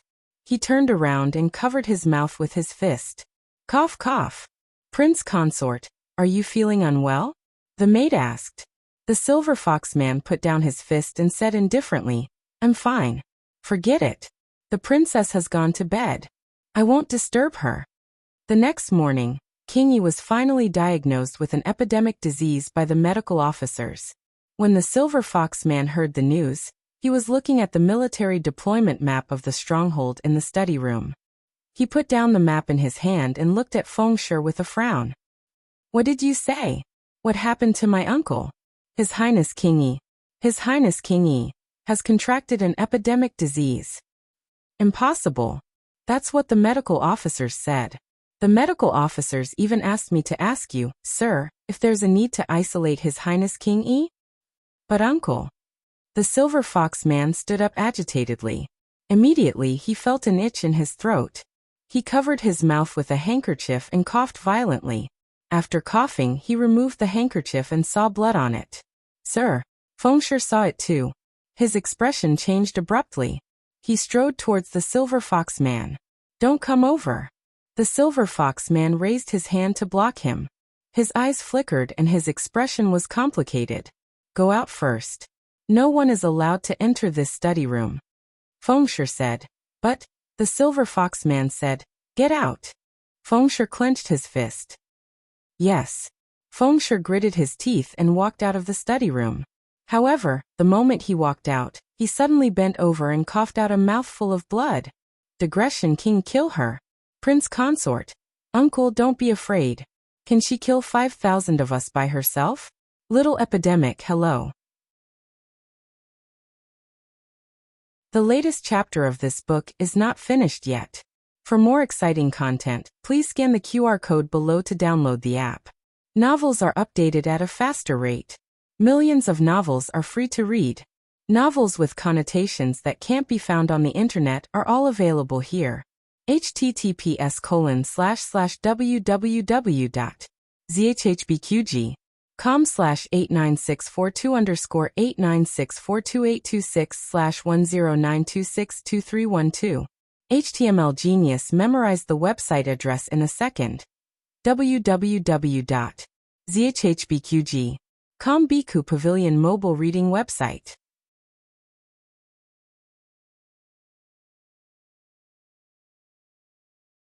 Chapter 518. The latest chapter of this book is not finished yet. For more exciting content, please scan the QR code below to download the app. Novels are updated at a faster rate. Millions of novels are free to read. Novels with connotations that can't be found online are all available here. The man with the silver fox decided to suppress the news that King Yi was infected with the plague. After all, they had just suffered a defeat and their morale was already low. If news of King Yi's illness were to spread now, the morale of the soldiers would be shaken. Worse still, the situation would become even more difficult to control. The man with the silver fox called the medical officers who were treating King Yi to a small wooden house nearby. He sat behind a screen, at least 10 steps away from the medical officers. The medical officers thought that he was worried that they had just come into contact with King Yi, and was afraid that he would be infected. Behind the screen, the man with the silver fox sat on a cushioned chair and asked in a normal tone, "How is my uncle's condition? I want to hear it from you personally." Is my uncle really infected with the plague, and can he be cured? This. The medical officers looked at each other, not knowing how to answer the man with the silver fox. The first two questions were not difficult to answer, but the last one was the hardest. In the end, the most experienced medical officer Chen boldly answered, "Sir, after our careful diagnosis, His Highness King Yi is indeed infected with the plague. As for whether he can be cured, we dare not jump to conclusions." The man with the silver fox's expression became very ugly. "All of you have come into contact with my uncle?" The man with the silver fox asked in a low voice. The medical officers' expressions all became complicated. They did not know that King Yi was infected with the plague at first, so they did not take enough precautions and directly took King Yi's pulse. Now they were afraid that. Yes. It was still Medical Officer Chen who answered the man with the silver fox. The man with the silver fox's expression became even darker. He clenched his fists subtly and asked, "Have all the medical officers treated my uncle? If so, there would be no medical officers in the military camp who would not be quarantined. This would be very disadvantageous to their current situation. What if?" He meant what if someone who was not infected with the plague was infected? Who should they go to for treatment? Dr. Chen said. A doctor was taken away by Deputy General Feng. He said that it was your order to treat a hostage. He has been taking care of the hostage for the past 2 days, and did not go to His Highness Prince Yi. The man with the silver fox recalled that there was indeed such a thing. When he thought of the soldier from the Zhao country, his expression became unpredictable. The plague was not a cold that could be contracted by being exposed to the cold wind. It needed to be contagious. The man with the silver fox was very sure that he and Prince Yi had never come into contact with those plague patients. The only suspicious person they had come into contact with in the past 2 days was the young man from Zhao country. Could it be him? The man with the silver fox furrowed his brows and muttered. The man with the silver fox thought of the group of plague patients who had escaped, as well as the men of sacrifice and their pursuers who never returned. If that young man was the one who let them go, then everything could be explained. He had killed the group of death warriors and pursuers, and he had also been infected with the plague. Then he had picked him up from the gravely ill. Thinking of this, the silver fox man clenched his fists so tightly that his knuckles cracked. No, he still didn't believe it. He wanted to see it for himself. The man with the silver fox was so agitated that he started coughing uncontrollably. The medical officers' expressions changed and they said in unison, "Sir?" The man with the silver fox man covered his mouth with his handkerchief and pretended that he did not see the bloodstains on the handkerchief. He said calmly, "I'm fine. I just caught a cold. Do you understand?"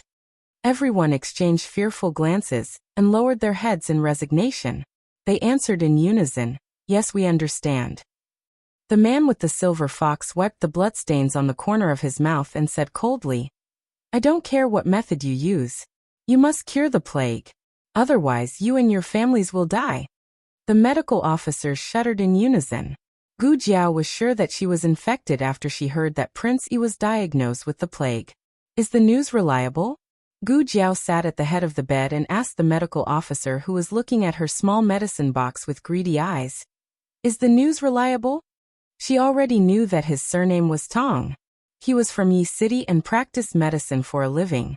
Because there was a war, he was forced to join the army by the remnants of the previous dynasty. Of course it's reliable. When I went back to get the medicine, I saw that they all covered their faces. After asking, I knew that Prince Yi was infected with the plague. Tell me, how did Prince Yi get the plague? Dr. Tong couldn't understand. Gu Jiao understood. If Prince Yi was infected with the plague, then it could only be because of her. She was not sure whether she was infected by Squire Zhao's blood, but just in case, she still wore a mask under her helmet. When she woke up in this room, the mask on her face was long gone. It was obvious who had taken it off.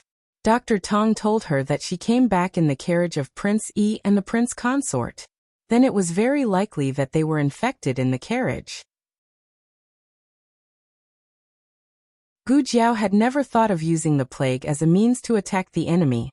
Therefore, even when she went to kill Sirius, she was well prepared. But she couldn't stop someone from being greedy and wanting to take advantage of her. Dr. Tong was puzzled. He never thought of Gu Jiao. After all, Gu Jiao had been here for 3 days. She didn't look like she was infected with the plague. Her coughing blood was more likely caused by frostbite. And she was getting better quickly every day. If it was the plague, it would only get worse, not better. Moreover, he had been treating her for the past few days. He wasn't infected. You should take your medicine, Gu Jiao said. Dr. Tong was happiest when he took his medicine every day, because Gu Jiao allowed him to personally open the small medicine box and take out the small pills. That feeling was simply too good. Dr. Tong washed his hands and opened the small medicine box very sincerely. He didn't recognize any of the medicine inside, but he didn't know what it was. He knew which medicine he should take. He recognized the box. He skillfully pressed out 2 pills and swallowed them with warm water. Both pulmonary edema caused by frostbite, and this plague would cause pink bubbles to appear. Because of this, Gu Jiao had never been sure that she was infected. Dr. Tong also thought that it was a lung disease caused by frostbite. Gu Jiao also showed symptoms of high fever, but it quickly subsided under the effects of the medicine. Dr. Tong, on the other hand, didn't show any symptoms. She wasn't sure if the chloramphenicol had a preventive effect, or if Dr. Tong was an asymptomatic infected person. An asymptomatic infected person of the plague wasn't infectious. In other words, if Dr. Tong was the latter, then he was the safest person in the entire stronghold. He could come into contact with anyone. He didn't have to worry about being infected or infecting others. Dr. Tong didn't know anything about himself. He finished his medicine and had to put the medicine box back. He smacked his lips reluctantly, closed the small medicine box, and began to look forward to the next time he took his medicine. Once the plague flared up, without proper treatment, the body would collapse rapidly. In the afternoon, King Yi was still able to talk, but at night, his fever was so high that his consciousness was blurry. The man with the silver fox originally planned to go to Gu Jiao's room to investigate, but he was called away by King Yi's subordinates halfway. King Yi was in a daze from the fever. He called the man with the silver fox's name, so everyone had to call him over. Zheng, Zheng, King Yi called out to him in a daze. The man with the silver fox covered his face with a mask. He came to the bed and held King Yi's hand. Uncle, I'm here. Zheng. King Yi held the man's hand tightly. Zheng, I'm so scared. The man with the silver fox looked at King Yi, who was tortured by the disease, and his heart was filled with grief. Uncle, don't be scared. I'll definitely cure you, King Yi said in a daze. It's him. Zheng, it's him. King Yi was cruel and heartless. The method of punishing Gu Chongqing and the Gu family army was suggested by one of his subordinates, but he treated his nephew well. Even though such a big thing had happened, he didn't want to blame his nephew for not listening to him. King Yi said in a trembling voice, "Kill him. Zheng, kill him." A huge wave of regret and pain emerged in the man with the silver fox's heart. All right. Uncle, wait for me. I'll go and kill him now. On the other side, Gu Jiao asked Physician Tong to find out who in the stockade had symptoms similar to the plague. Physician Tong said, King Yi has been diagnosed. The prince consort. I heard that he also coughed a few times. There's also Feng Shi. Who's Feng Shi? Gu Jiao asked. Physician Tong said, Deputy General Feng, someone saw the person who dug you out from under Tian Lang's corpse coughing up blood. A few of his brothers are also said to be in a bad condition. Physician Tong's words were more reserved and serious, but Gu Jiao was almost certain that the prince consort and Feng Shi were also infected. The method they used to deal with the Gu family army was ultimately used on them. The tragedy that should have happened to the Gu family army was now the tragedy of the Qian dynasty's army. The latest chapter of this book is not finished yet. For more exciting content, please scan the QR code below to download the app. Novels are updated at a faster rate. Millions of novels are free to read. Novels with connotations that can't be found online are all available here. https://www.zhhbqg.com/89642_896422826/109241909109. HTML Genius memorized this website's address in 1 second. www.zhhbqg.com Bikugo mobile reading website. That you're tuning in to the Earbook Haven YouTube channel. Don't forget to subscribe and join us on this journey to catch the most captivating stories.